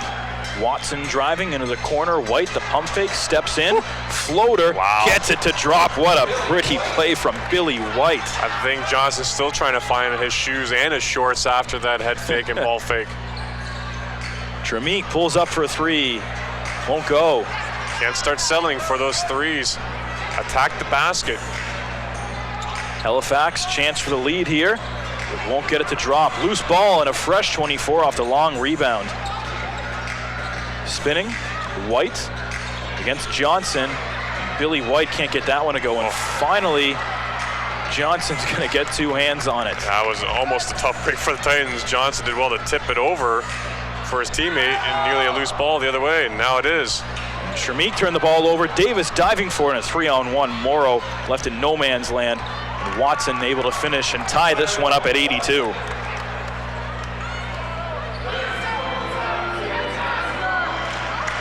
Tremeke Sutherland. Over to Paul Cooper, Greg Morrow. There's been few lead changes. Both teams have had substantial leads. KW's has been as big as 11. Davis pulls up for 3. Won't get it to drop. Long pass ahead. 50-50 ball, and it's Watson who comes down with it and then goes down hard. Davis is going to get called for the foul. Tyra Watson's still yet to get up and gathering himself. He stumbled a little bit as he caught that stretch pass. Did well to keep the dribble going and not get burned on the foul call, and then as he went at the basket, was knocked down hard, and he's nursing that right knee. Maybe a bit of that right calf as well. Still doubled over as he's trying to work out the kinks and probably a lot of soreness. There's going to be inbounds for Halifax underneath the basket. With 20 on the shot clock. Right off the inbounds, Watson's floater won't go. It's Cooper climbing up for the board. Blazek across to Davis.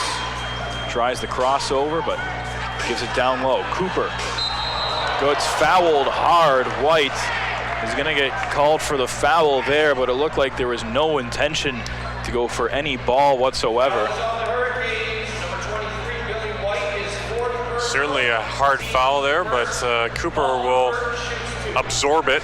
His body is really built for that sort of stuff. And he'll head to the line now, try to pad this season high of 19 points. 5 rebounds to go along with that. Rims out the first one. Been pretty sharp on the free throw line. Almost half of those points coming from the charity stripe. 7 of 8, now 7 of 9. Almost more importantly, White's at 4 fouls. Give him another one, and he's really in that danger area. Yeah, Billy White helped with 10 points this evening. After a 35-point effort. And now Cooper all of a sudden missing his last couple free throws. Titans need those points, obviously, with all square. White fading away. It's short. Shot clock won't reset. And Johnson looks like he swiped it. A lot of players are standing around. And Blazek finally comes away with it. Off to the races. Leaves it to Morrow for the one-hand finish. Fans get up after that one. Scrambling play. A block off the backboard. And I thought for a second Halifax might have gathered it in. As they do right there, and a travel being called. Travel. Billy White went up, came down. Looks like he's in shock, like someone who just spilt the milk jar. I think he was almost going up and expecting a block on that play. Held on to it. But for him, it's been a struggle to say the least, which is really quite shocking. I'm expecting big things from him here tonight, obviously coming in as team's leading scorer. Just so consistent this year. Johnson going for the entry pass. There was a whistle. It's a foul that time on Ronaldo Dixon.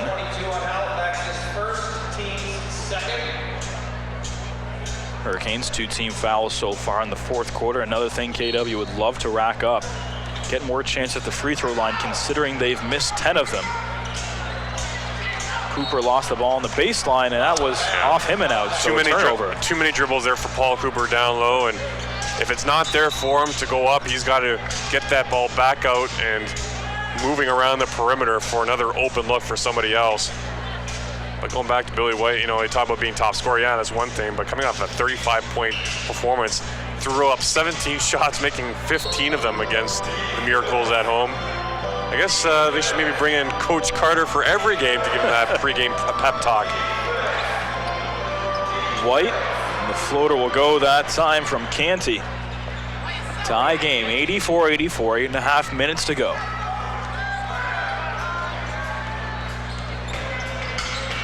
Blazek over to Tremar, pops it, but can't get it to drop. But Blazek there for another rebound. He's had 6 so far and all over the glass. New shot clock for the Titans. Off the screen from Johnson. Blazek thought about pulling up, but now runs into some trouble. Has to float it to Johnson, backing in. Johnson, the foul called that time. It went on Watson. 2 shots coming up for Cavell Johnson. I got to credit Johnson on that one because not only did he have one defender in Watson, but then he also had another initially coming in as well, Kareem Canty rather. So he had a temporary double defensively on him, didn't phase him, and eventually going one-on-one, went up strong, and again grabbing the foul call. Got to make those free throws though. Johnson now 0 for 3 from the stripe, 1 for 6 from the field. Hasn't been doing it shooting wise, but he's been doing with block shots along with pulling down 6 rebounds. The team in general missing 11 free throws. Now make that 12 free throws. That's really unacceptable. It's a tough night from the charity stripe. Last time KW missed just 6 in the loss to Windsor. As you mentioned, 12 tonight. Dixon for the lead. Drops it in. 87-84, Halifax with the lead. It's their biggest lead since the third quarter got underway.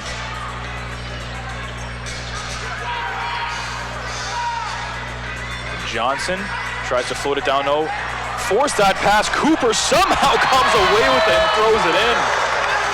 Almost like a David Tyree type catch. Tried to pin it against the defender's back, roll it around him, and then corral it and get the 2 points. What an impressive play by Cooper. An illegal screen called on Tyrone Watson, and that's going to be his 4th now, right off the inbound, or before the inbounds even. So Titans again with the basketball right back in their hands. Quick turnover the other way. That's the 4th foul on Halifax this quarter. CJ Washington coming back in.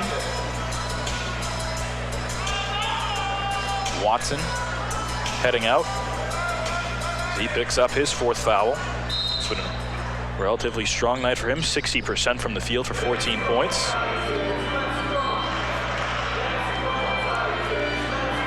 Foster trying to slash through the D, and a foul called again. Foster drew it. It looks like it went on Mike Poole.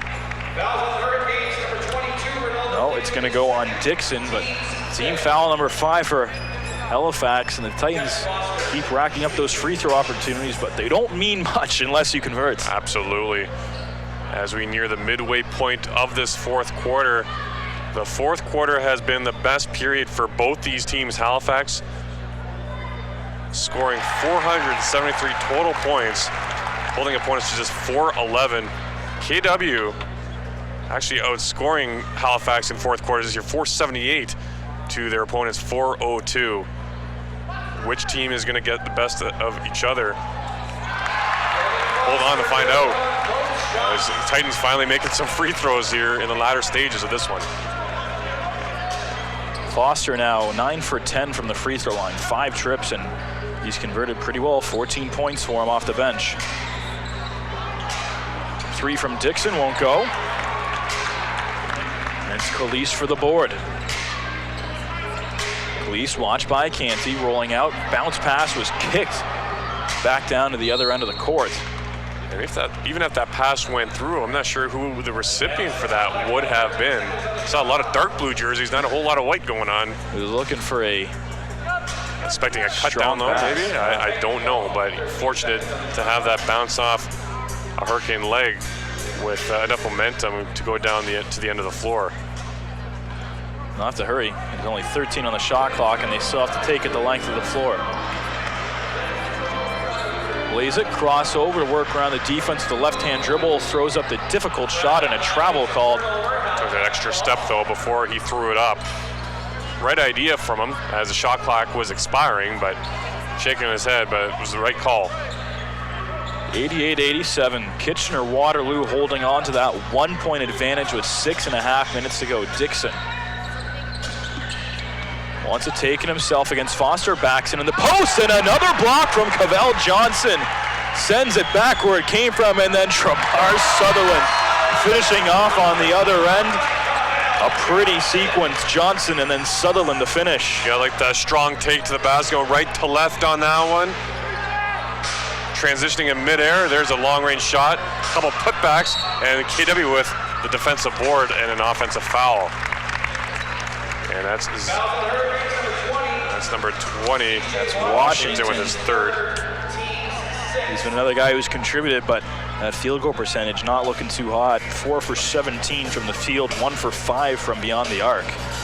But still chipping in with 12 points and 8 rebounds. He's a guy you want on the floor in this stage of the ball game. Foster into the corner, rattling in the 3. Adam Blazik coming to life in the 4th. He started things off offensively for the Titans with a 3, and he starts to warm up maybe a little bit with another. And Blazik now up to 10 points. White in the game with 4 fouls, backing in down low around Johnson, and that time he'll get it to drop.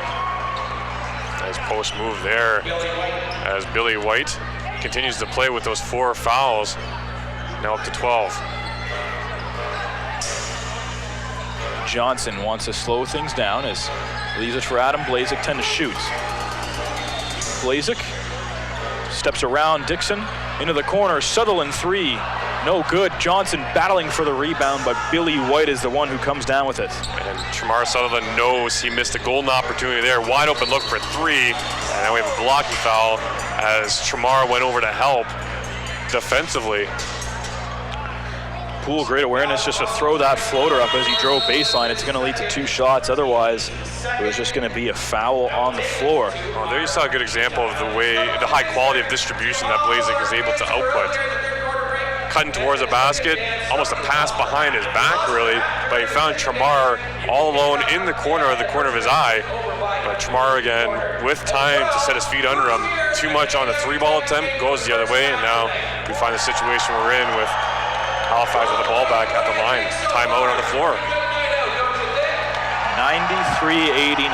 KW has the lead. Their biggest lead tonight has been 11 points in the early stages of the first quarter. Halifax ended up taking the lead into the locker room at 53-50. The Titans came out hot out of the locker room, a 9-0 run to start the second half, but Halifax regained the lead in the 4th, and this has been one of the most back and forth affairs we've seen from the Titans at home this season. Several lead changes, and they're doing it without 2 of their key players against the top team in the country, but You know that's not going to satisfy Coach Langus. As the announcer Sean Pavaro was just announcing 2,071 in attendance here tonight at the Odd to take in this great ball game overall, seeing the KW Titans welcoming the defending NBL champs. And it might very well be a season high. I think they came in slightly under 2,000 in the season and home opener, the Titans anyways. So good to see this kind of gathering on a Friday night again with the Kitchener Rangers out on the road in the OHL, playing up in the Sioux.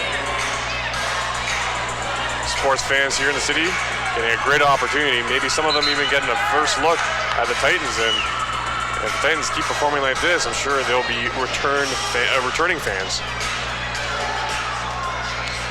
Back onto the court for the Titans, it's Blazek, Foster, Cooper, Kalist, and Shamar Sutherland for Halifax. Joey Haywood, Tyrone Watson, Mike Poole, Ronaldo Dixon, and of course Billy White, coming off a 35-point effort, but tonight playing with 4 fouls and just 12 points. He's been limited to. Mike Poole knocks down number 1 so far. He's 79% free throw shooter on the year. Yeah, this is a time where things could get a little chippy with under 5 to go. Time to watch those players. 6 of them with 4 fouls for the Hurricanes. Obviously not all of them on the floor right now, so they won't all be in play at the moment, but the key one being Billy White. Blazek, he's watched by Mike Poole. Gonna reset, giving it up top to Foster. 10 on the shot clock. Foster, contested 3. Won't go. It was Dixon who was able to get to that rebound, and then hitting the floor that time was Dixon. Cooper called for the foul. It's just his second. He's been the leading scorer for KW and overall with 21 points. And Mike Poole going back to him, leading scorer for the Hurricanes here tonight. Played for Iona, graduate in 2014. Dixon, the pump fake, and he got Foster to bite. Into the corner, trying to spin away was Haywood. Had to put a shot up as the shot clock expired, and Cooper there for the board. Kalist back the other way, tries to slow things down, and kind of caught me by surprise, but it's been a while since we've seen Clinkscale. He has not seen the floor since the first quarter. One of the top offensive producers for Halifax has also missed time on the floor. 93-91, Haywood. Down low pass, intercepted. Kalist got a hand on it, 2-on-1, and he draws a foul the other way. It's going to be Poole who gets called for it. It's going to be number 5 on Mike Poole.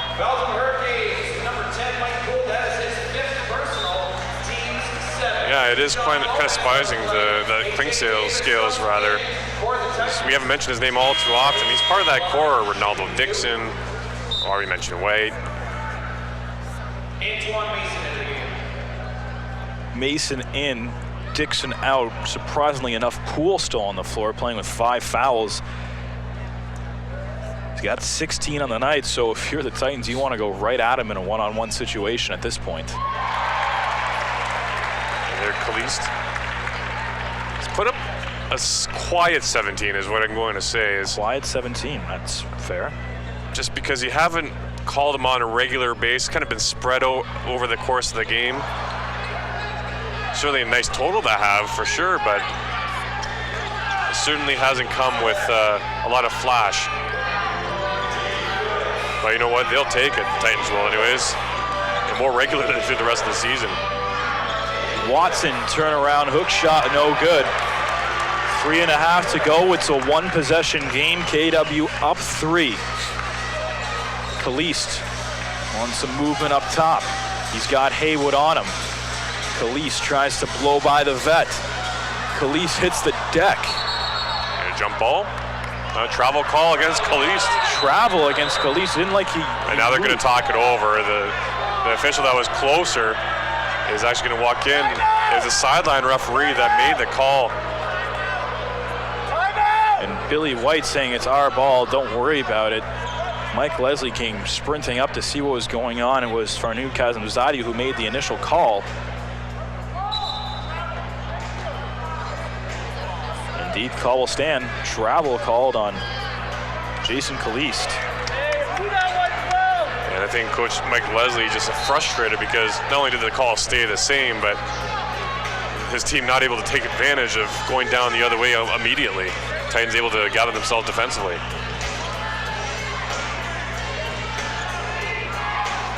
Mason, pass down low to White. He's watched by Cooper. Trying to go one-on-one with him, blows by, gets it to drop, and the foul. And Billy White a chance for a three-point play and a tie ball game. Took the words right out of my mouth. Charger foul, Titans number 32, Paul Cooper, his third. Chance to tie the ball game here with 2:52. This entertaining game continues. We've seen a brief double-digit lead for KW at one point, but for the most part, it's always been single digits. Halifax have led by as many as 5, and it remains a 1-point lead, but a turnover. And it will be KW ball. Watson can't believe it. He missed the free throw for a chance to tie it. Halifax had all kinds of opportunities. It looks like they were going to get the ball back cleanly, but instead, Titans ball. Just taking a look at this replay coming off the free throw.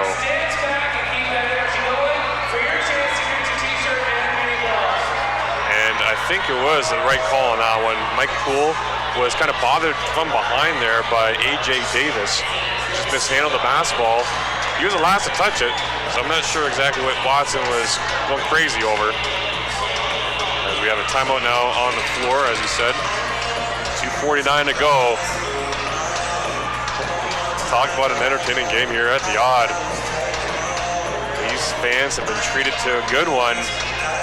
And how big would a win be for the KW Titans here in their first year? Have already defeated the NBL finalists in the London Lightning earlier this season. Now potentially take down the defending champs. They've got a shot. 94-93, it's right there for the taking.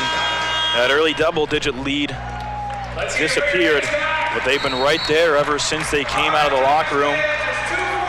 That 9-0 run to start the second half got things going for KW, but Halifax, just as everyone expected, stayed right there with them, missing one of their stars for the majority of the game. And Cliff Clinkscale's on the bench, and the Odds starting to come alive out of the timeout. 2:49 to go. Crunch time, baby, gotta love it. And this is Exhibit A of the parity in this league. Anyone can win on any given night. Gotta love it.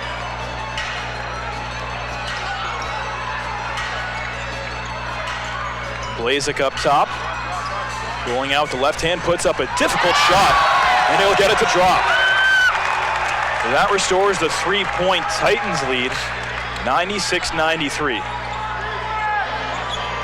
White's still on the floor playing with 4 fouls for the Hurricanes. Haywood into the corner for White. Up top, Haywood over Blazik, gets it to drop. Tough shot there from Hayward, drains it though. Off to the nice crossover, got some space in between him and the defender. 1-point ball game. We hit the 2-minute mark. Kalist is watched by Haywood, who just hit that clutch veteran jump shot. 5 on the shot clock. Blazik, the crossover. Blazik, step back 3, won't go. It was kind of a Hail Mary there from Blazik as the shot clock was winding down. We've seen him nail that 3-ball from that distance, but not that time. White, pass down low. Poole couldn't handle it cleanly, so they'll have to go back up top. 1.5 minutes to go. Billy White, he's against Cooper. Drives, right-hand shot, won't go. Second try, also no good from Watson. White's on the floor. He can't believe he didn't draw a foul, so the Titans have numbers the other way, but Kalist wants to slow the pace. Take your time here offensively if you're the Titans. Set this thing up. Khalees gives a little push off. Blazik lost the ball. Ahead to Mason. And the two-hand throw down for the lead. And the Hurricanes bench fired up. And so is Joey Haywood, especially. Haywood, the veteran, they're fired up. And now some discussion amongst the officials. I thought we were going to have a timeout there, and I think that's what Serge Langes wants, is he's still trying to get the referee's attention. Odd sequence. They have 2 timeouts remaining. Both sides do. No, they're going to play on here, so. A minute to go. No timeout called off the go-ahead dunk.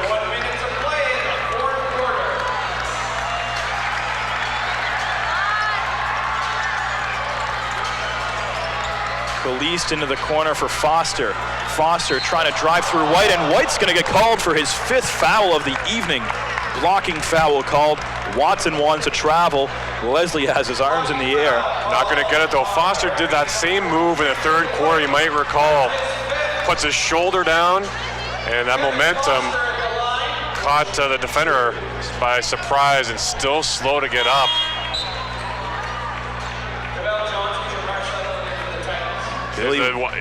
Billy White, rather. And now he's having a discussion with the official. I don't think he still can believe that foul call, because at the other end, he was in total disbelief when he didn't have one called against him. White shaking his head and laughing in frustration. 46.4 seconds remaining. Kevin Foster came into tonight a 68% free throw shooter, 9 for 10 from the stripe tonight. Titans have missed 13 tonight, free throws that is. These are the 2 biggest of the night right here. As he ties it up, looking for a 1-point lead with the second. Foster now 10 for 11 from the stripe. This one for the lead, and he hits it. There is Foster with 2 clutch free throws, going up to 16 on the night. Very surprised that Leslie's not using a timeout. Foul against Haywood on Blazik. He knew it. Foul on the floor, though. The Titans had one to give. They still have one more to give. And that's Blazik's 5th as well. Blazik and White. And before they inbound with 37.5 seconds to go, Coach Leslie wants to talk things over. And what has been potentially the game of the year, I've dropped that line. Probably this is the 3rd time. Overtime game against London was big, an emotional victory against Niagara, but now you're talking about a defending champ coming in the best record in the nation. And the Titans have them on the ropes here in the final seconds. Well, how's that for a motivational building block for this franchise? 37.5 seconds to go. In the basketball world, that's an eternity. But if they're able to somehow hang on and get a victory against the defending champs, that's certainly going to put the league at notice a little bit more. But for the Titans, really, it's about consistency. So, sure, a potential big win here, but can they keep it going on a regular basis, get back to 500? You know, it's talk about steps in progress. It's got to be continuously moving forward for them. You can't take 1 step, 2 steps back, right? And of course, there's all the narratives that come with beating a team like Halifax in your first year in operation, all the accolades that they bring. But one of the big ones for this KW team is they're doing it without 2 of their top scorers, in Ricky Tarrant and Adam Wing.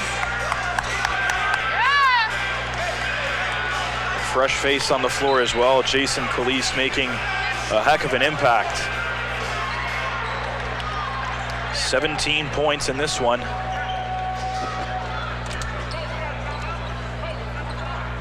Certainly has, and has been really an impact player for the Titans.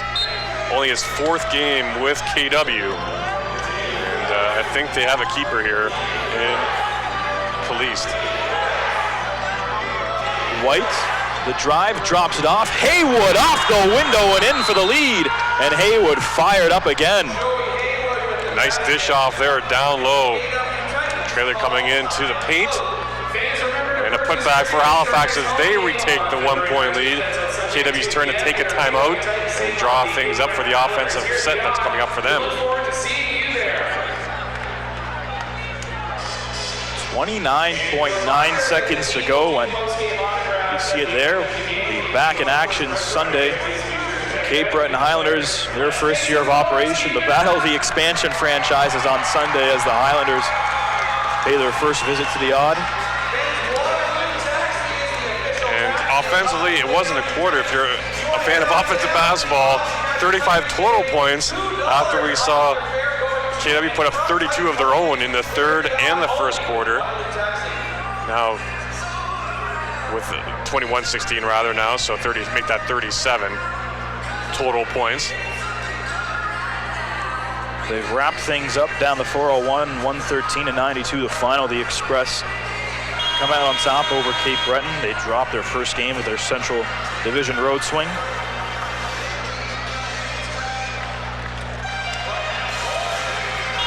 And KW Titans encouraging their fans to wear pink for Sunday afternoon's game. Talk about the anti-bullying campaign that they have going on.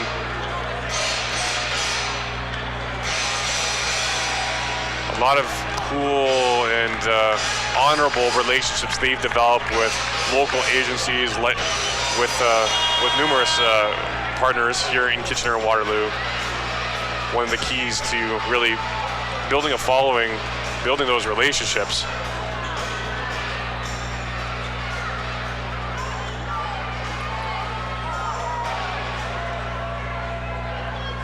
Maybe converting some of these hockey fans and the basketball fans at the same time too, with a game like today, and they're nearly a turnover. Cooper hit the floor off the inbounds. Blazek steps back for a three, but can't get it to drop. Now they have to foul, and they're gonna do so to Antoine Mason. They had a foul to give though, so they'll be inbounding if I'm not mistaken. And just a broken play there as the ball was nearly knocked away from the hands of the Titans. Blazek scrambled and thought he had a good look at it, took the deep three, just rattled out as from here, it looked like it was on line to go through. As the Titans, they need a foul here. And it's gonna be Haywood. He's gonna head to the line and a chance It's gonna remain to put them up three. Yeah, it's gonna remain a one possession game, but makes it all that much tougher having to tie with a three ball, obviously. What a ball game this has been.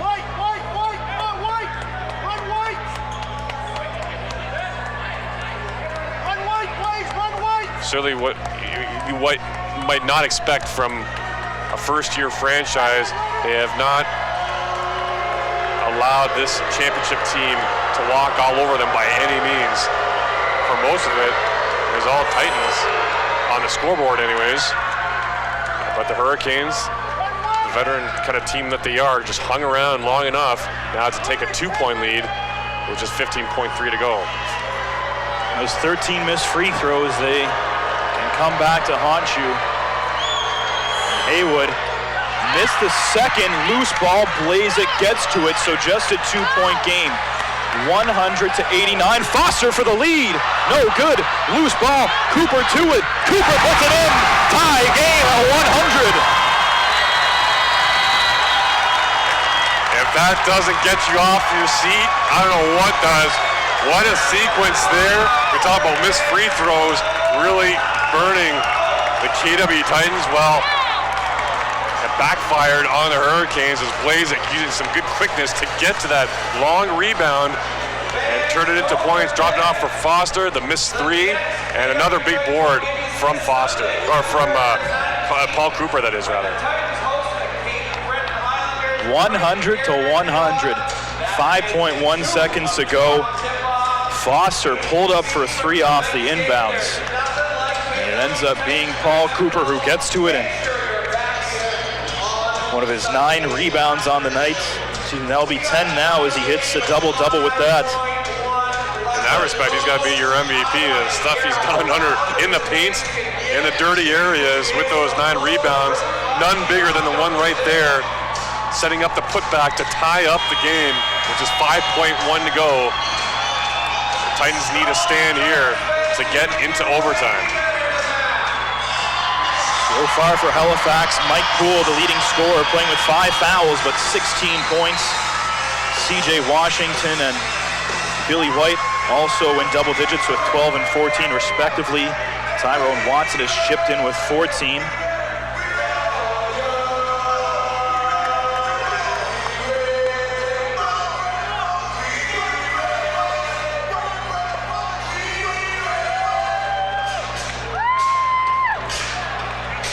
Coming out of that timeout,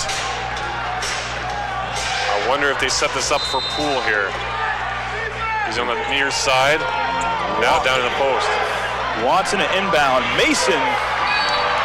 Calling for a foul, it's gonna be out of bounds. No foul called. Kind of surprised by that as they took it right at the basket. Had an ISO play. Now with exactly 1 second left, it's gonna be a catch and shoot here.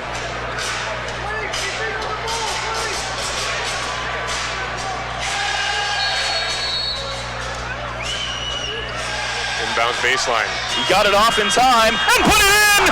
Mike Poole at the buzzer! Hurricanes take it! He got it off! And just like that, Halifax walks into the odd and steals one, ripping the heart out of the Titans fans on a Friday night. After Paul Cooper almost brought the roof off, the Hurricanes take it. Mike Poole at the buzzer, 102-100, and Halifax keeps on rolling with win number 15 on the season. Unbelievable. The Titans and the fans here absolutely shocked. They really did everything they could do to win this ball game. You could go and look at the tape, and along the way there's multiple factors where you could argue the Titans even shouldn't have been in this position, having the lead multiple times and for most of this ball game. But you know what? You got to give full credit to these Hurricanes. They hung around long enough to put themselves in a position to win, and you can see the damage they can do with even just a second left on the game clock.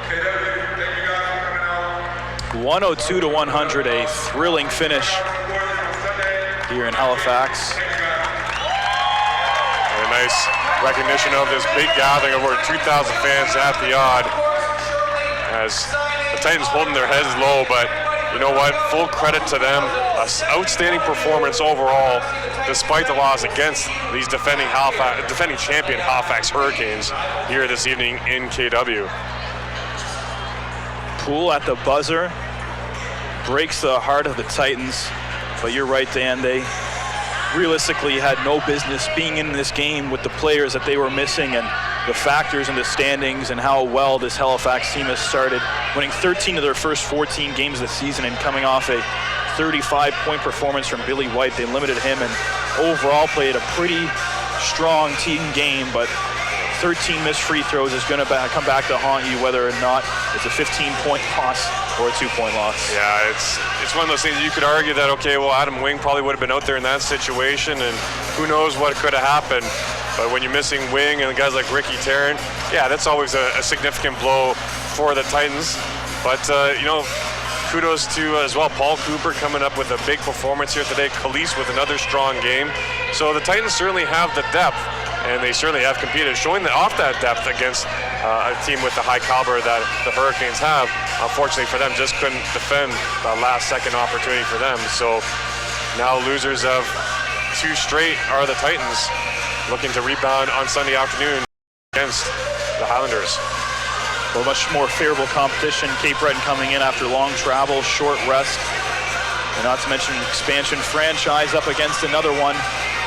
And they'll be looking for a bounce back, but they have to be happy with Jason Khalees making his debut. And as you mentioned, a rather quiet performance, getting into double digits in scoring, and he did it so calm and collectively, it seemed. Well, that's what I mean by quiet. Just seemed